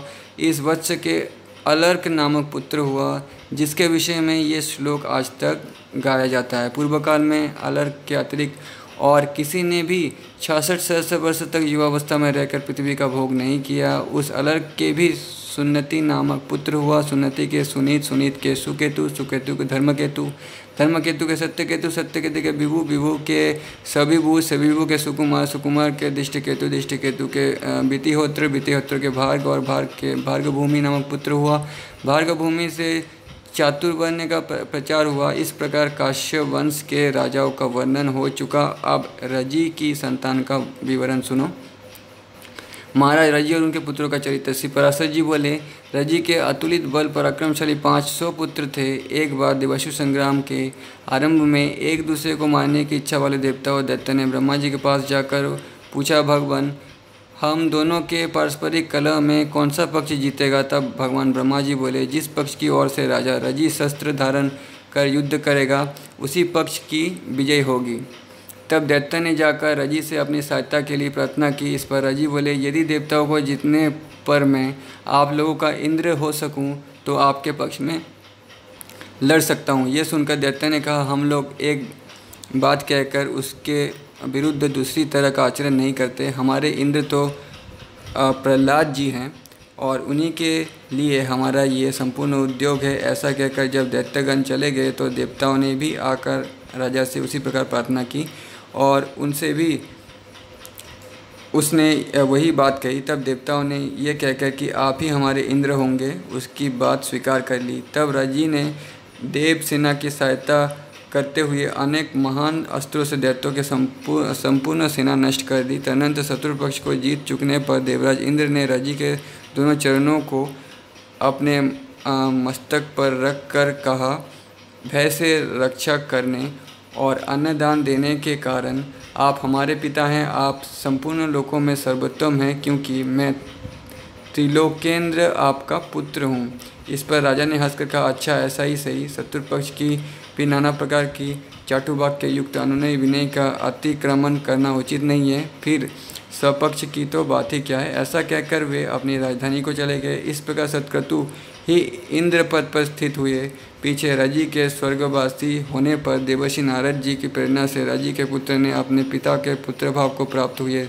सतक्रतु से व्यवहार के अनुसार अपने पिता का राज्य मांगा, किंतु जब उसने नहीं दिया तो उन महाबलवान रजी पुत्र ने इंद्र को जीतकर स्वयं ही इंद्र पद का भोग किया। फिर बहुत सा समय बीत जाने पर एक दिन बृहस्पति जी को एकांत में बैठे देख त्रिलोकी के यज्ञ भाग से वंचित हुए सतक्रतु ने उनसे कहा, क्या आप मेरी तृप्ति के लिए एक बैर के बराबर भी पुरोडस खंड मुझे दे सकते हैं? उनके ऐसा कहने पर बृहस्पति जी बोले, यदि ऐसा है तो पहले ही तुमने मुझसे क्यों नहीं कहा? तुम्हारे लिए भला मैं क्या नहीं कर सकता। अच्छा, अब थोड़े ही दिनों में मैं तुम्हें अपने पद पर स्थित कर दूंगा। ऐसा कह बृहस्पति जी रजी पुत्र की बुद्धि को मोहित करने के लिए अविचार और इंद्र की तेजो बुद्धि के लिए हवन करने लगे। बुद्धि को मोहित करने वाले उस अविचार कर्म से अभिभूत हो जाने के कारण रजी पुत्र ब्राह्मण विरोधी धर्म त्यागी और वेद विमुख हो गए। तब धर्माचारहीन हो जाने से इंद्र ने उन्हें मार डाला और पुरोहित जी के द्वारा तेजोमय होकर स्वर्ग पर अपना अधिकार जमा लिया। इस प्रकार इंद्र के अपने पद से गिरकर उस पर फिर अरूढ़ होने के इस प्रसंग को सुनने से पुरुष अपने पद से पतित नहीं होता और उसमें कभी दुष्टता नहीं आती। आयु का दूसरा पुत्र रंभ संतानहीन हुआ। शत्रुवृद्ध का पुत्र प्रतिशत्रु हुआ। प्रतिशत्रु का संजय, संजय का जय, जय का विजय, विजय का कृत, कृत्य का हर्यधन, हर्यधन का सहदेव, सहदेव का अधीन, अधीन का जयसेन, जयसेन का संस्कृति और संस्कृति का पुत्र शत्रुधर्मा हुआ। ये सब शत्रुवृद्ध के वंशज हुए। अब मैं नहुष वंश का वर्णन करूँगा। ययाति का चरित्र। श्री पराशर जी बोले, नहुष के यति, ययाति, संयाति, अयाति, वियाति और कृति नामक 6 महाबल विक्रमशाली पुत्र हुए। यति ने राज्य की इच्छा नहीं की, इसलिए ययाति ही राजा हुआ। ययाति ने शुक्राचार्य जी की पुत्री देवयानी और वृषपर्वा की कन्या शर्मिष्ठा से विवाह किया था। उनके वंश के संबंध में यह श्लोक प्रसिद्ध है। देवयानी ने यदु और तरवशु को जन्म दिया तथा वृषपर्वा की पुत्री शर्मिष्ठा ने दुहु, अनु और पुरु को उत्पन्न किया। ययाति को शुक्राचार्य जी के शाप से असमय ही वृद्धावस्था ने घेर लिया था। पीछे शुक्र जी के प्रसन्न होकर कहने पर उन्होंने अपनी वृद्धावस्था को ग्रहण करने के लिए बड़े पुत्र यदु से कहा, वत्स तुम्हारे नाना जी के शाप से मुझे असमय में ही वृद्धावस्था घेर लिया है। अब उन्हीं की कृपा से मैं उसे तुमको देना चाहता हूँ।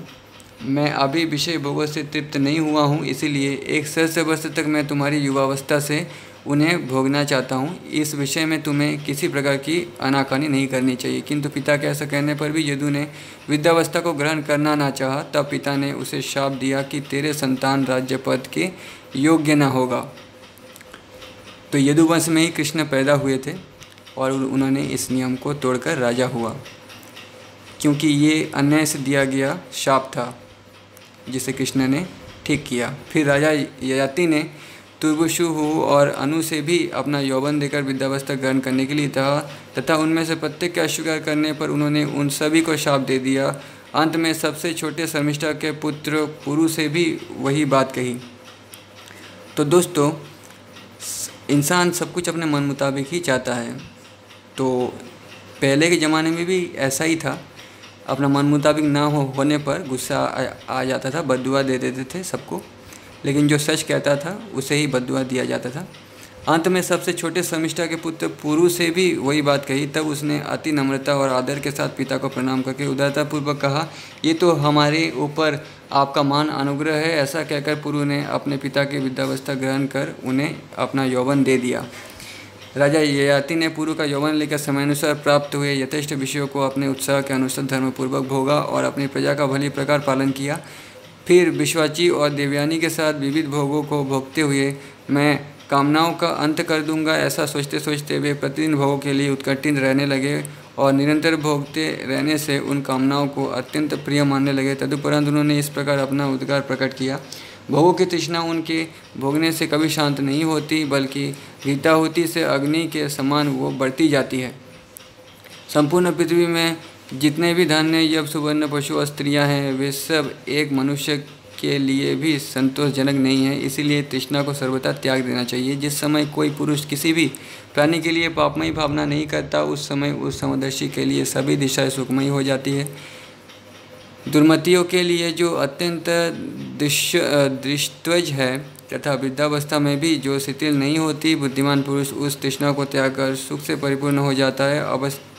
अवस्था के जीर्ण होने पर केश और दांत दो जीर्ण हो जाते हैं, किंतु जीवन और धन की आशाएं उसके जीर्ण होने पर भी नहीं जीर्ण होती। विषयों में मैं आसक्त रहते हुए मुझे 1 सहस्र वर्ष बीत गए, फिर भी नित्य ही उनमें मेरी कामना होती है। अतः अब मैं इसे छोड़कर अपने चित्त को भगवान में स्थिर, निर्द्वंद और निर्मम होकर वन में मृगों के साथ विचरूंगा। श्री पार्षद जी बोले, तदनंतर राजा ययाति ने पुरुष से अपनी वृद्धावस्था लेकर उसका यौवन दे दिया और उसे राज्य पद पर अभिषिक्त कर वन को चले गए। उन्होंने दक्षिण पूर्व दिशा में तुर्वशु को, पश्चिम में दुहु को, दक्षिण में यदु को और उत्तर में अनु को मांडलिक पद पर नियुक्त किया तथा पुरु को संपूर्ण भूमंडल के राज्य पर अभिषिक्त कर स्वयं वन को चले गए। यदुवंश का वर्णन और शस्त्रार्जुन का चरित्र। श्री पार्षद जी बोले, अब मैं ययाति के प्रथम पुत्र यदु के वंश का वर्णन करता हूँ, जिसमें कि मनुष्य, सिद्ध, गंधर्व, यक्ष, राक्षस, गुह, किमपुरुष, अप्सरा, सर्प, पक्षी, दैत्य, दानव, आदित्य, रुद्र, वसु, अश्विनी कुमार, मरुदगण, देवर्षि, मुमुक्षु तथा धर्म, अर्थ, काम और मोक्ष के अभिलाषी पुरुषों द्वारा सर्वदा स्तुति किए जाने वाले अखिल लोक विश्राम आद्यंतहीन भगवान विष्णु ने अपने अपरिमित महत्वशाली अंश से अवतार लिया था यदुवंश में। इस विषय में एक श्लोक प्रसिद्ध है, जिसमें श्री कृष्ण नामक निराकार पर ब्रह्म ने अवतार लिया था। उस यदुवंश का श्रवण करने से मनुष्य संपूर्ण पापों से मुक्त हो जाता है। यदु के सहस्त्रजित, क्रष्टु, नल और नहुस नामक 4 पुत्र हुए। सहस्त्रजित के सत्यजित और सत्यजित के है। ये द्वापर युग की बात की जा रही है, द्वापर युग के लास्ट की। है और बेनुहय नामक 3 पुत्र हुए। है का पुत्र धर्म का धर्मनेत्र का कुंती का सत्यजीत तथा सहजीत का पुत्र महिष्मान हुआ, जिसने महिष्मती पुरी को बसाया। महिष्मान के भद्रशेय के दुर्गम के धनक और धनक के कृतवीर्य, कृताग्नि, कृतधर्म और कृतोजा नामक 4 पुत्र हुए। कृतवीर्य के सहस्त्र भुजाओं वाले सप्तद्वीपाधिपति अर्जुन का जन्म हुआ। शस्त्रार्जुन ने अत्रिकुल में उत्पन्न भगवद्वंश स्वरूप श्री दत्तात्रेय जी की उपासना कर सहस्त्र भुजाएं, दत्तात्रेय जी जो भगवान विष्णु के अवतार थे, भगवान विष्णु ने जन्म लिया था, और दुर्वासा जी जो शिव के अवतार थे, और ब्रह्मा जो किसी दूसरे रूप में जन्म लिया था। ये आपको भविष्य पुराण में पढ़ने को मिलेगा कि एक ऋषि पत्नी ने तीनों को श्राप दिया था पृथ्वी में जन्म लेने के लिए, इसलिए विष्णु ने दत्तात्रेय के लिए जन्म ग्रहण किया था। और दत्तात्रेय की उपासना कर अर्जुन ने सहस्त्र भुजाएं, सहस्त्र चरण का निवारण, स्वधर्म का सेवन, युद्ध के द्वारा संपूर्ण पृथ्वी मंडल का विजय, धर्मानुसार क्यों श्राप दिया था ये आपको भविष्य पुराण में ही पढ़ने को मिलेगा, क्योंकि विष्णु, ब्रह्मा और महेश ने ऋषि के पत्नी के साथ जबरदस्ती किया था, क्योंकि सब ईश्वर की मर्जी से ही होता है, उनको जन्म लेना था इसलिए उन्होंने ऐसा किया था। धर्मानुसार प्रचार पालन, शत्रु से अपराजय और त्रिलोक प्रसिद्ध पुरुष से मृत्यु, ऐसे कोई वर मांगे और प्राप्त किए थे। अर्जुन ने इस संपूर्ण सप्तद्वीपवती पृथ्वी का पालन तथा 10,000 यज्ञों का अनुष्ठान किया था। उसके विषय में ये श्लोक आज तक कहा जाता है, यज्ञ, दान, तप, विनय और विद्या में कार्तिवीर्य सहस्त्रार्जुन के समानता कोई भी राजा नहीं कर सकता। उसके राज्य में कोई भी पदार्थ नष्ट नहीं होता था।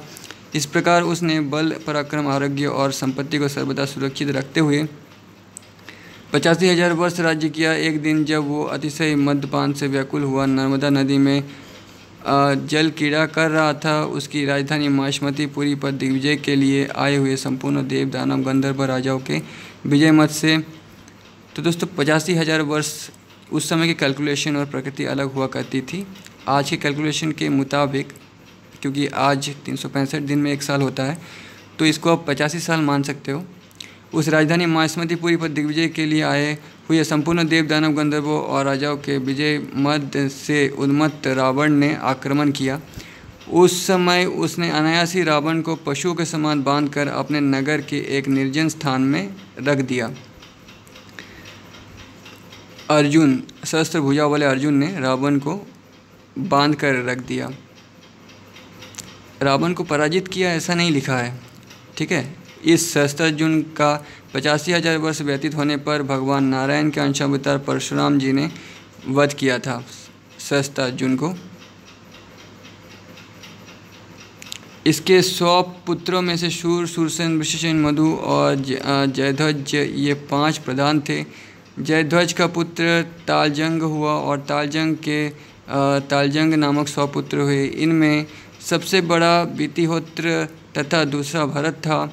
भरत के वृष के मधु और मधु के विष्णु आदि 100 पुत्र हुए। विष्णु के कारण ये वंश विष्णु वंश कहलाया।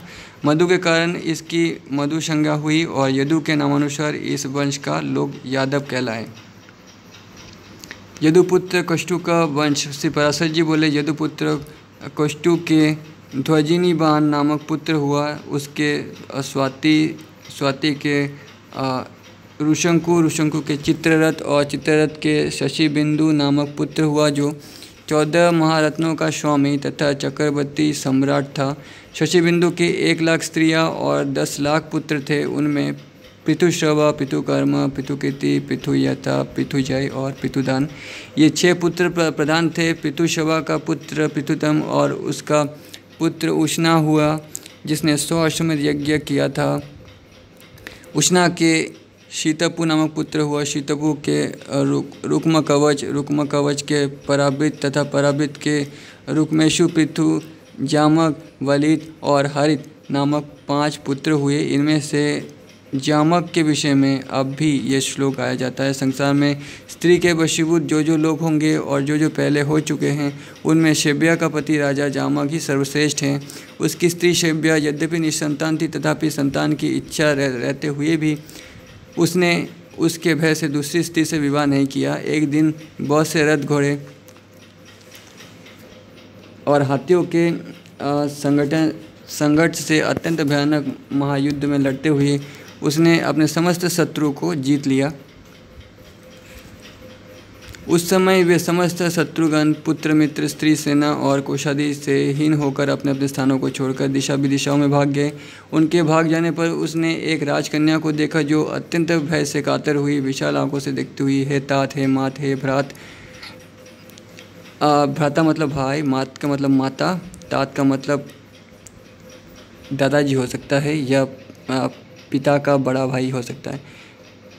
मेरी रक्षा करो, इस प्रकार व्याकुलता पूर्वक विलाप कर रही थी। उसको देखते ही उसमें अनुरक्त चित्त हो जाने से राजा ने विचार किया, ये अच्छा ही हुआ। मैं पुत्रहीन और बांध्या का पति हूँ। ऐसा मालूम होता है कि संतान के कारण रूपा इस कन्या रत्न को विधाता ने ही इस समय यहाँ भेजा है, तो फिर मुझे इससे विवाह कर लेना चाहिए अथवा इसे अपने रथ पर बैठाकर अपने निवास स्थान को ले चलता हूँ। वहाँ देवी शव्या की आज्ञा लेकर ही इससे विवाह कर लूँगा।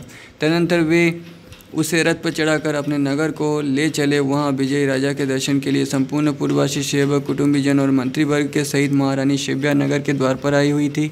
उसने राजा के वाम भाग में बैठी हुई राजकन्या को देखकर क्रोध के कारण कुछ कांपते हुए होठों से कहा, हे अति चपल चित्त, तुमने रथ में ये किसे बैठा रखी है? राजा को भी ये कोई उत्तर ना सूझा तो अत्यंत डरते डरते कहा, ये मेरी पुत्रवधू है। तब शव्या बोली, मेरी तो कोई पुत्र हुआ नहीं है और आपके दूसरी कोई स्त्री भी नहीं है, फिर किस पुत्र के कारण आपका इससे पुत्रवधू का संबंध हुआ? श्री पराशर जी बोले, इस प्रकार शव्या की ईर्ष्या और क्रोध कलुषित वचनों से विवेकहीन होकर भय के कारण कही हुई असंबंध बात के संदेह को दूर करने के लिए राजा ने कहा, तुम्हारे जो पुत्र होने वाला है उस भावी शिशु की मैंने ये पहले से ही भार्या निश्चय कर दी है। ये सुनकर रानी ने मधुर मुस्कान के साथ कहा, अच्छा ऐसा ही हो, और राजा के साथ नगर में प्रवेश किया। तदनंतर पुत्रलाभ के गुणों से युक्त उस अति विशुद्ध लग्न होरांशक अवयव के समय हुए पुत्र जन्म विषयक वार्तालाप के प्रभाव से गर्भधारण के योग्य अवस्था ना रहने पर भी थोड़े ही दिनों में शव्या के गर्भ रह गया और यथा समय एक पुत्र उत्पन्न हुआ, यानी पुत्र पैदा हुआ।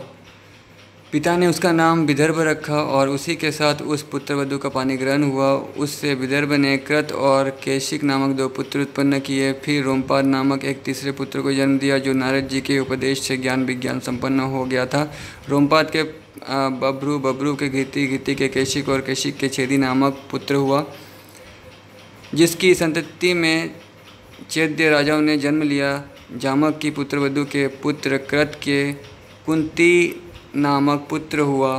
कुंती के दृष्टि के निदिति के दशार के सोमा, भूमा के जीमूत के विकृति के भीमरथ के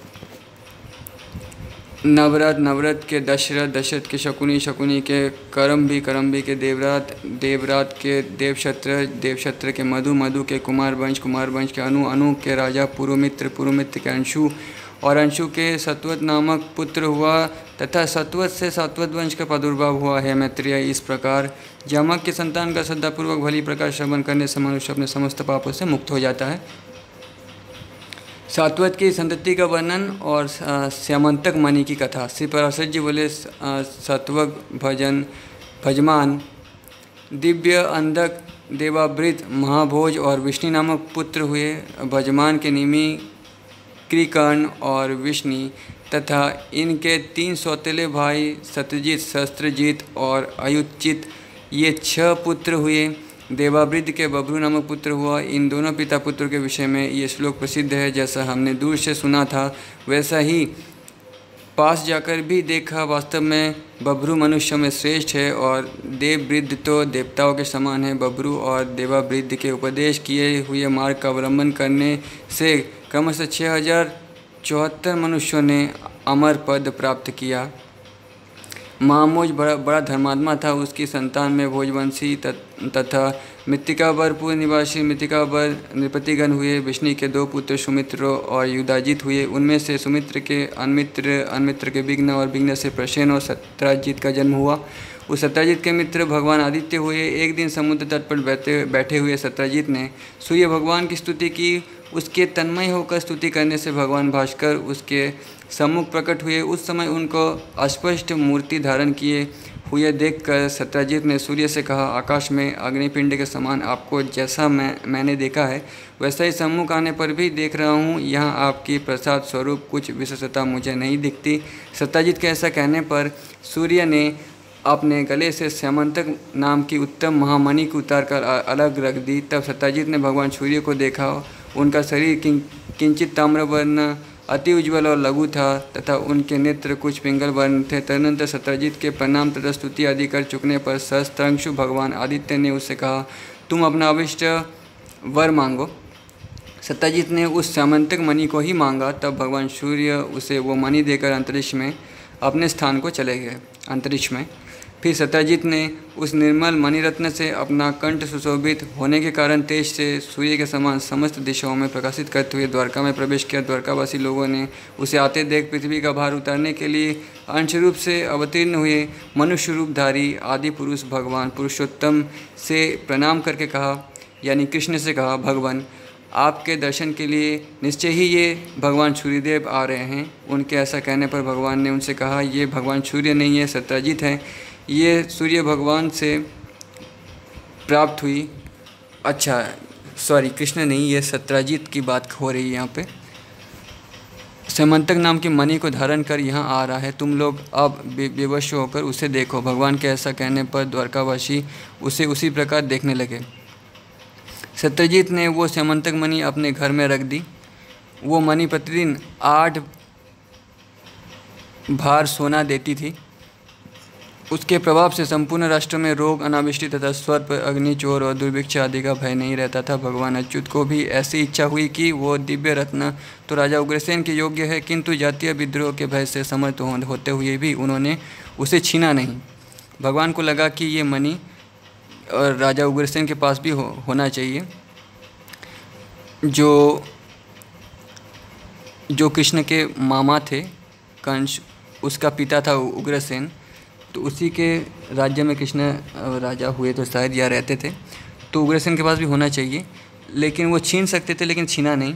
कि सत्यजित को जब मालूम हुआ कि भगवान मुझसे ये रत्न मांगने वाले हैं, तब उसने लोभवश उससे अपने भाई प्रसेन को दे दिया, किंतु इस बात को ना जानते हुए कि पतिव्रतापूर्वक धारण करने से तो ये मणि सुवर्ण, दान आदि अनेक गुण प्रकट करती है और अशुद्ध अवस्था में धारण करने से घातक हो जाती है। प्रसेन उसे अपने गले में बांधे हुए घोड़े पर चढ़कर मृगया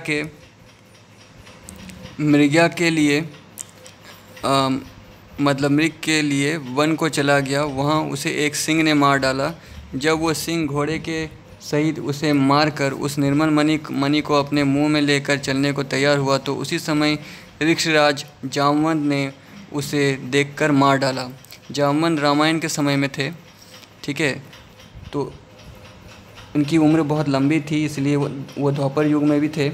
जामवंत ने उसे देखकर मार डाला। तदनंतर उस निर्मल मणिरत्न को लेकर जामवंत अपनी गुफा में आया और उसे सुकुमार नामक अपने बालक के लिए खिलौना बना लिया। प्रसेन के ना लौटने पर सब यादवों में आपस में ये कानाफूसी होने लगी कि कृष्ण इस मणिरत्न को लेना चाहते थे। अवश्य ही इन्होंने उसे ले लिया है, चोरी कर लिया है, निश्चय ये इन्हीं का काम है।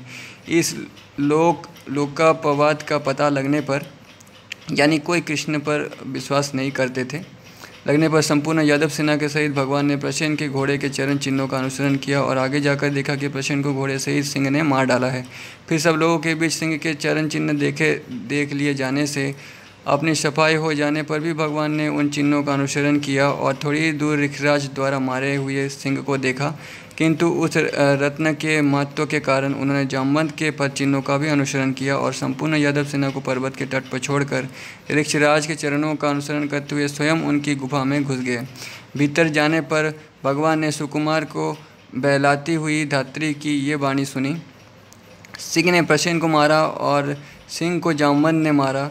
हे सुकुमार, तू रो मत, ये समंतक मणि तेरी ही है। ये सुनने से समंतक का पता लगने पर भगवान ने भीतर जाकर देखा कि सुकुमार के लिए खिलौना बनी हुई समंतक मणि धात्री के हाथ पर अपने तेज से दैवित्यमान हो रही है। समंतक मणि की और अभिलाषा पूर्ण दृष्टि से देखते हुए एक विलक्षण पुरुष को वहाँ आया देख धात्री करके चिल्लाने लगी। उसकी आर्तवाणी को सुनकर जामवंत क्रोधपूर्वक हृदय से वहाँ आया। फिर परस्पर रोष बढ़ जाने से उन दोनों का 21 दिनों तक घोर युद्ध हुआ, जामवंत और श्री कृष्ण का। जामवंत रामायण के समय के थे, आप वाल्मीकि रामायण में पढ़ सकते हैं, मेरे रामायण के वीडियो में। पर्वत के पास भगवान की प्रतीक्षा करने वाले यादव सैनिक 7-8 दिन तक उनके गुफा से बाहर आने की बाट देखते रहे, किंतु जब इतने दिनों तक वे उसमें से ना निकले तो उन्होंने समझा कि अवश्य ही श्री मधुसूदन इस गुफा में मारे गए, नहीं तो जीवित रहने पर शत्रु के जीतने में उन्हें इतने दिन क्यों लगते। ऐसा निश्चय करके वे द्वारका में चले आए और वहाँ कह दिया कि श्री कृष्ण मारे गए। उनके बंधुओं ने ये सुनकर समयोचित संपूर्ण अर्धेदेहित कर्म कर दिया। अंतिम संस्कार कर दिया। इधर अति श्रद्धापूर्वक दिए हुए विशिष्ट पात्रों सहित इनके अन्न और जल से युद्ध करते समय श्री कृष्ण चंद्र के बल और प्राण की पुष्टि हो गई तथा अति महान पुरुष के द्वारा मर्दित होते हुए उनके अत्यंत निष्ठुर प्रहारों के आघात से पीड़ित शरीर पर जामवंत का बल निराहार रहने से क्षीण हो गया। अंत में भगवान से पराजित होकर जामवंत ने उन्हें प्रणाम करके कहा, भगवान आपको तो देवता, असुर, गंधर्व, यक्ष, राक्षस आदि कोई भी नहीं जीत सकते। तो दोस्तों उस समय के योद्धा यही मानते थे कि जिसको मैं नहीं जीत सकता उसको कोई भी नहीं जीत सकता, ठीक है। और दूसरी बात कि उस समय तारीफ़ करने का एक परंपरा था, तो जब भी किसी को बल का तारीफ़ करना होता था तब ऐसा ही बोला जाता था। तो आपको देवता, असुर, गंधर्व, यक्ष, राक्षस आदि कोई भी नहीं जीत सकते। फिर पृथ्वी तल पर रहने वाले अल्पवीर्य मनुष्यों तथा मनुष्यों के अवयवभूत हम जैसे तिर्यक योनिमय जीवों की तो बात ही क्या है। अवश्य ही आप हमारे प्रभु श्री रामचंद्र जी के समान सकल लोक प्रतिपालक भगवान नारायण के ही अंश से प्रकट हुए हैं। नारायण के अंश से जामवंत के ऐसा कहने पर भगवान ने पृथ्वी का भार उतारने के लिए अपने अवतार लेने का संपूर्ण वृत्तांत उससे कह दिया। कृष्ण अवतार हैं, अंश नहीं है, लेकिन श्री रामचंद्र जी को जामवंत अंश अवतार मानते थे विष्णु का, इसीलिए वो कह रहे हैं कि शायद कृष्ण भी अंश अवतार ही होंगे। संपूर्ण वृत्तांत उससे कह दिया और उसे प्रीतिपूर्वक अपने हाथ से छूकर युद्ध के श्रम से रहित कर दिया। तदनंतर जामवंत ने पुनः प्रमाण करके उन्हें प्रसन्न किया और घर पर आए हुए भगवान के लिए अर्घ स्वरूप अपनी जामवंती नाम की कन्या दे दी, जिसे कृष्ण ने अपना मन से अपना पत्नी माना और घर ले गए, ठीक है। ऐसा दूसरा पुराणों में भी लिखा गया है। तथा उन्हें प्रणाम करके मणिरत्न साम्यंतक भी दे दी। भगवान अच्युत ने फिर उस अति विनीत से लेने योग्य न होने पर भी अपने कलंक शोधन के लिए वो मणिरत्न ले लिया और जाम्बवती के सहित द्वारका में आए। उस समय भगवान कृष्णचंद्र के आगमन से जिनके हर्ष का वेग अत्यंत बढ़ गया था, उन द्वारकावासियों में से बहुत ढली हुई अवस्था वालों में भी उनके दर्शन के प्रभाव से तत्काल ही मानो नव यौवन का संचार हो गया तथा संपूर्ण यादवगण तथा उनकी स्त्रियाँ अवभाग्य ऐसा कहकर उनका अभिवादन करने लगी। भगवान ने भी जो बात जैसे जैसे हुई थी वो जो कि तो यादव समाज में सुना दी और सत्यजीत को समंतक मणि देकर मिथ्या कलंक से छुटकारा पा लिया। फिर जाम्बवती को अपने अंतपुर में पहुंचा दिया। सत्यजीत ने भी ये सोचकर कि मैंने ही कृष्णचंद्र को मिथ्या कलंक लगाया था, डरते डरते उन्हें पत्नी रूप से अपनी कन्या सत्यभामा विवाह दी। सत्यजीत ने सोचा कि मैंने ही कृष्ण पर कलंक लगाया था, फिर डरते डरते पत्नी रूप में अब सत्यजीत ने अपनी कन्या सत्यभामा को कृष्ण के साथ शादी करवा दी। उस कन्या को अक्रूर, कृतवर्मा और शतधन्व आदि यादवों ने पहले वर्ण किया था, अतः कृष्णचंद्र के साथ उसे विवाह देने से उन्होंने अपना अपमान समझकर सत्यजीत से बैर बांध लिया। तदनंतर अक्रूर और कृतवर्मा आदि ने शतधन्वा से कहा, ये सत्यजीत बड़ा ही दुष्ट है, देखो इसने हमारे और आपके मांगने पर भी हम लोगों को कुछ भी न समझकर अपनी कन्या कृष्णचंद्र को दे दी। अतः अब इसके जीवन का प्रयोजन ही क्या है, इसको मारकर आप समंतक महावाणी क्यों नहीं ले लेते हैं। पीछे यदि अच्युत आपसे किसी प्रकार का विरोध करेंगे तो हम लोग भी आपका साथ देंगे।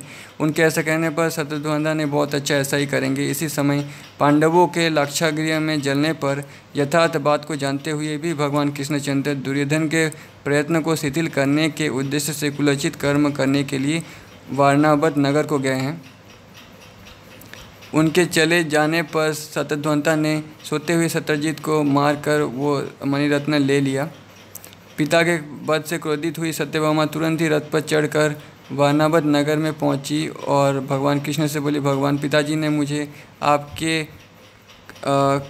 कर कमलों में सौंप दिया है।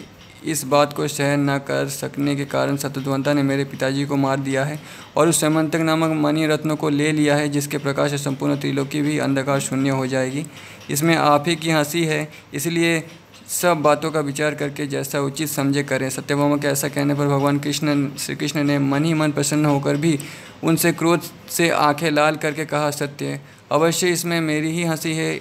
उस दुरात्मा के इस कुकर्म को मैं सहन नहीं कर सकता, क्योंकि यदि ऊंचे वृक्ष का उल्लंघन ना किया जा सके तो उस पर घोंसला बनाकर रहने वाले पक्षियों को नहीं मार दिया जाता। अर्थात बड़े आदमियों से पार ना पाने पर उनके आश्रितों को नहीं दबाना चाहिए। इसलिए अब तुम्हें हमारे सामने इस शोक प्रेरित वाक्यों के कहने की और आवश्यकता नहीं है। तुम शोक छोड़ दो, मैं इसका भली प्रकार बदला चुका दूंगा। सत्यभामा से इस प्रकार कह भगवान वासुदेव ने द्वारका में आकर श्री बलदेव जी से एकांत में कहा, वन में आखेट के लिए गए हुए प्रसेन को तो सिंह ने मार दिया था, तब शत्रुघ्न ने सत्यजीत को भी मार दिया है। इस प्रकार उन दोनों के मारे जाने पर मणिरत्न समंतक पर हम दोनों का समान अधिकार होगा। इसलिए उठिए और रथ पर चढ़कर शत्रुघ्न के मारने का प्रयत्न कीजिए। कृष्णचंद्र के ऐसा कहने पर बलदेव जी ने भी बहुत अच्छा कह उसे स्वीकार किया। कृष्ण और बलदेव को उद्यत जान शत्रुघ्न ने कृतवर्मा के पास जाकर सहायता के लिए प्रार्थना की। तब कृतवर्मा ने उससे कहा, मैं बलदेव और वासुदेव से विरोध करने में समर्थ नहीं हूँ।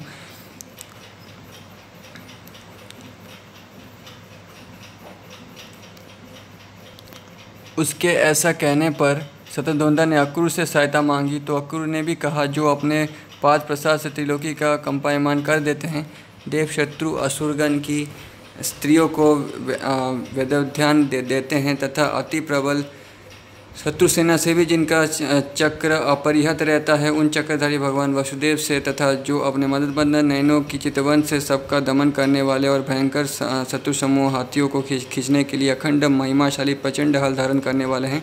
उस श्री हलधर से युद्ध करने में तो निखिल लोग बंदनीय देवगण में भी कोई समर्थ नहीं है, फिर मेरी तो बात ही क्या है। इसलिए तुम दूसरों की शरण लो। अक्रूर के ऐसा कहने पर शत्रुघ्न ने कहा, अच्छा, यदि मेरी रक्षा करने में आप अपने को सर्वथा असमर्थ समझते हैं तो मैं आपको यह मणि देता हूँ, इसे लेकर इसकी रक्षा कीजिए। इस पर अक्रूर ने कहा, मैं इसे तभी ले सकता हूँ जबकि अंतकाल उपस्थित होने पर भी तुम किसी से भी ये बात ना कहो। शत्रुघ्न ने कहा, ऐसा ही होगा। इस पर अक्रूर ने वो मणिरत्न अपने पास रख लिया। तदनंतर शत्रुघ्न 100 योजन तक जाने वाली एक अत्यंत वेगवती घोड़ी पर चढ़कर भागा और शैव्य, सुग्रीव, मेघपुष्प और बलाहक नामक 4 घोड़ों वाले रथ पर चढ़कर बलदेव और वासुदेव ने भी उसका पीछा किया। 100 योजन मार्ग पार कर जाने पर पुनः आगे ले जाने से उस घोड़ी ने मिथिला देश के वन में प्राण छोड़ दिए। तब शत्रुघ्न उसे छोड़कर पैदल ही भागा। उस समय कृष्णचंद्र ने बलभद्र जी से कहा, आप अभी रथ में ही रहिए, मैं इस पैदल दौड़ते हुए दुराचारी को पैदल जाकर ही मार डालता हूँ। यहाँ घोड़ी के मरने आदि दोषों को देखने से बड़े भयभीत हो रहे हैं, इसलिए आप इन्हें और आगे ना बढ़ाइए। तब बलदेव जी ने अच्छा ऐसा कहकर रथ में ही बैठे रहे। श्री कृष्णचंद्र ने केवल 2 ही कोस तक पीछा कर अपना चक्र फेंक दूर होने पर भी शत्रुघ्न का सिर काट डाला, किंतु उसके शरीर और वस्त्र आदि में बहुत कुछ ढूंढने पर भी जब समंतक मणि ना पाया तो बलभद्र जी के पास जाकर उनसे कहा, हमने शत्रुघ्न को व्यर्थ ही मारा, क्योंकि उसके पास संपूर्ण संसार के सारभूत समंतक मणि तो मिली ही नहीं। ये सुनकर बलदेव जी ने ये समझ कर कि कृष्णचंद्र उस मणि को छुपाने के लिए ही ऐसी बात बना रहा है, तो बलराम भी कृष्ण पर विश्वास नहीं करते थे। तो बलराम जी ने तब क्रोधपूर्वक भगवान वासुदेव से कहा, तुमको धिक्कार है, तुम बड़े ही अर्थललूप हो। भाई होने के कारण ही मैं तुम्हें क्षमा किए देता हूँ। तुम्हारा मार्ग खुला हुआ है, तुम खुशी से जा सकते हो। अब मुझे तो द्वारका से, तुमसे अथवा और सब सगे संबंधियों से कोई काम नहीं है। बस मेरे आगे इन थोती शपथों का जब कोई प्रयोजन नहीं। इस प्रकार उनकी बात को काट कर बहुत कुछ मनाने पर भी वे वहाँ ना रुके और विजयनगर को चले गए। विजयनगर में पहुँचने पर राजा जनक उन्हें अर्घ्य देकर अपने घर ले आए और वे वहीं रहने लगे। इधर भगवान वासुदेव द्वारका में चले गए। जितने दिनों तक बलदेव जी राजा जनक के यहाँ रहे, उतने दिन तक धृतराष्ट्र का पुत्र दुर्योधन उनसे गदा युद्ध सीखता रहा। अनंतर बब्रू और उग्रसेन आदि यादवों के, जिन्हें ये ठीक मालूम था कि कृष्ण ने समंतक मणि नहीं ली है, विजयनगर में जाकर शपथपूर्वक निवास दिलाने पर बलदेव जी 3 वर्ष पश्चात द्वारका में चले आए। अक्रूर जी भी भगवत ध्यान परायण रहते हुए उस मणिरत्न से प्राप्त सुवर्ण के द्वारा निरंतर यज्ञानुष्ठान करने लगे। यज्ञ दीक्षित क्षत्रिय और वैश्यों के मारने से ब्रह्म हत्या होती है, इसलिए अक्रूर जी सदा यज्ञ दीक्षा रूप कवच धारण किए रहते थे। तो उस समय बलराम दुर्योधन को गदा युद्ध सिखाते थे। उन मणि के प्रभाव से 12 वर्ष तक द्वारका में रोग, दुर्भिक्ष, महामारी या मृत्यु आदि नहीं हुए। फिर अक्रूर पक्षीय भोजवंशियों द्वारा शाश्वत के प्रपौत्र शत्रुघ्न के मारे जाने पर भोजी के साथ अक्रूर भी द्वारका को छोड़कर चले गए। उनके जाते ही उसी दिन से द्वारका में रोग, दुर्भिक्ष, सर्प, अनावृष्टि और मरी आदि उपद्रव होने लगी। तब गरुड़ध्वज भगवान कृष्ण, बलभद्र और उग्रसेन आदि यदुवंशियों के साथ मिलकर सलाह करने लगे, इसका क्या कारण है जो एक साथ ही इतने उपद्रव आगमन हुआ, इस पर विचार करना चाहिए। उनके ऐसा कहने पर अंधक नामक एक वृद्ध यादव ने कहा, अक्रूर के पिता स्वफलक के जहाँ जहाँ रहते थे वहाँ दुर्भिक्ष, महामारी और अनावृष्टि आदि उपद्रव कभी नहीं होते थे। एक बार काशीराज के देश में अनावृष्टि हुई थी, तब स्वफलक को वहाँ ले जाते ही तत्काल वर्षा होने लगी। उसी समय काशीराज की रानी के गर्भ में एक कन्या रत्न थी। वो कन्या प्रसूति काल के समाप्त होने पर भी गर्भ से बाहर न आई। इसी प्रकार उस गर्भ को प्रसव हुए बिना 12 वर्ष व्यतीत हो गए। तब काशीराज ने अपनी उस गर्भस्थिता पुत्री से कहा, बेटी तू उत्पन्न क्यों नहीं होती, बाहर आ, मैं तेरा मुख देखना चाहती हूँ। अपनी इस माता को तू इतने दिनों से क्यों कष्ट दे रही है। राजा के ऐसा कहने पर उसने घर में रहते हुए कहा, पिताजी यदि आप प्रतिदिन एक गो ब्राह्मण को दान देंगे तो अगले 3 वर्ष बीतने पर मैं अवश्य गर्भ से बाहर आ जाऊंगी। इस बात को सुनकर राजा प्रतिदिन ब्राह्मण को एक गो देने लगे। तब उतने समय 3 वर्ष बीतने पर वो उत्पन्न हुई। पिता ने उसका नाम गांधिनी रखा और उसे अपने उपकारक स्फलक को घर आने पर आद्य रूप से दे दिया। उसी से स्फलक के द्वारा इन अक्रूर जी का जन्म हुआ है। इनकी ऐसी गुणवान माता पिता से उत्पत्ति है तो फिर उनके चले जाने से यह दुर्भिक्ष और महामारी आदि उपद्रव क्यों न होंगे। अतः उनको यहाँ ले आना चाहिए। अति गुणवान के अपराध की अधिक जांच पड़ताल करना ठीक नहीं है। यादव वृद्ध अंधक के ऐसा वचन सुनकर कृष्ण, उग्रसेन और बलभद्र आदि यादव स्वफलक पुत्र अक्रूर के अपराध को भुलाकर उन्हें अवदान देकर अपने नगर में ले आए। उनके वहाँ आते ही समंतक मणि के प्रभाव से अनावृष्टि, महामारी, दुर्भिक्ष और सर्प भय आदि सभी उपद्रव शांत हो गए। तब श्री कृष्णचंद्र ने विचार किया, अक्रूर का जन्म गांधिनी से स्वफलक के द्वारा हुआ है, ये तो बहुत सामान्य कारण है, किंतु अनावृष्टि, दुर्भिक्ष, महामारी आदि उपद्रव को शांत कर देने वाला इसका प्रभाव तो अति महान है। अवश्य ही इसके पास वो समंतक नामक महामानी है, उसी का ऐसा प्रभाव सुना जाता है। इसे भी हम देखते हैं कि एक यज्ञ के पीछे दूसरा और दूसरे के पीछे तीसरा, इस प्रकार निरंतर अखंड यज्ञानुष्ठान करता रहता है और इसके पास यज्ञ के साधन धन आदि भी बहुत कम है। इसलिए इसमें संदेह नहीं कि इसके पास समंतक मणि अवश्य है। ऐसा निश्चय कर किसी और प्रयोजन के उद्देश्य से उन्होंने संपूर्ण यादवों को एक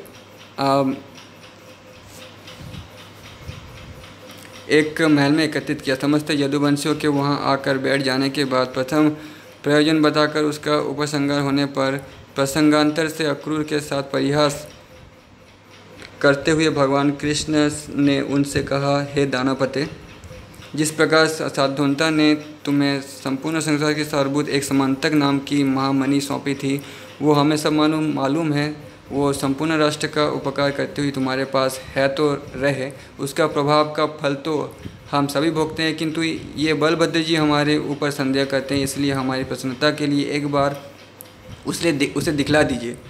भगवान वासुदेव के ऐसा कहकर चुप हो जाने पर रत्न साथ लिए रहने के कारण अक्रूर जी सोचने लगे, अब मुझे क्या करना चाहिए। यदि और किसी प्रकार कहता हूँ तो केवल वस्त्रों के ओट से टटोलने पर ये उसे देख ही लेंगे और इनसे अत्यंत विरोध करने में हमारा कुशल नहीं है। ऐसा सोचकर निखिल संसार के कारण स्वरूप श्री नारायण से अक्रूर जी बोले, भगवान शतधन्वंता ने मुझे वो मणि सौंप दी थी, उसके मर जाने पर मैंने ये सोचते हुए बड़ी ही कठिनाई से इसे इतने दिन तक अपने पास रखा है कि भगवान आजकल या परसों इसे मांगेंगे। इसकी चौकसी के क्लेश से संपूर्ण भोगों में अनासक्त चित्त होने के कारण मुझे सुख का लेश मात्र भी नहीं मिला। भगवान ये विचार करते कि ये संपूर्ण राष्ट्र के उपकारक इतने से भार को भी नहीं उठा सकता, इसीलिए स्वयं मैंने आपसे कहा, नहीं अब लीजिए, आपकी यह समंतक मणि ये रही, आपकी जिसे इच्छा हो उसे ही इसे दे दीजिए। तब अक्रूर जी ने अपनी कटी वस्त्र में छिपाई उस एक छोटी सी सोने की पिटरी में स्थित वो समंतक मणि प्रकट की और उस पिटरी से निकालकर यादव समाज में रख दी। उसके रखते ही वो संपूर्ण स्थान उसकी तीव्र कांति से दैदीप्यमान होने लगी। तब अक्रूर जी ने कहा, मुझे ये मणि शतधन्वंता ने दी थी, ये जिसकी हो वो ले ले। उसको देखने पर सभी यादवों का विस्मयपूर्वक साधु साधु ये वचन सुना गया। उसे देखकर बलभद्र जी ने अच्युत के ही समान इस पर मेरा ही अधिकार है इस प्रकार अपनी अधिक स्प्रिया दिखलाई। तब यह मेरी ही प्रतीक संपत्ति है।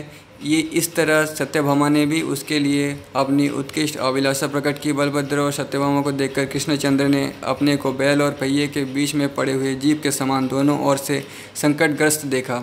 बलराम भी चाहते थे, सत्यभामा भी चाहती थी, अब कृष्ण बीच में आ गए हैं और समस्त यादवों के सामने वे अक्रूर जी से बोले, इस मणि रत्न को मैंने अपनी सफाई देने के लिए ही इन यादवों को दिखवाया था।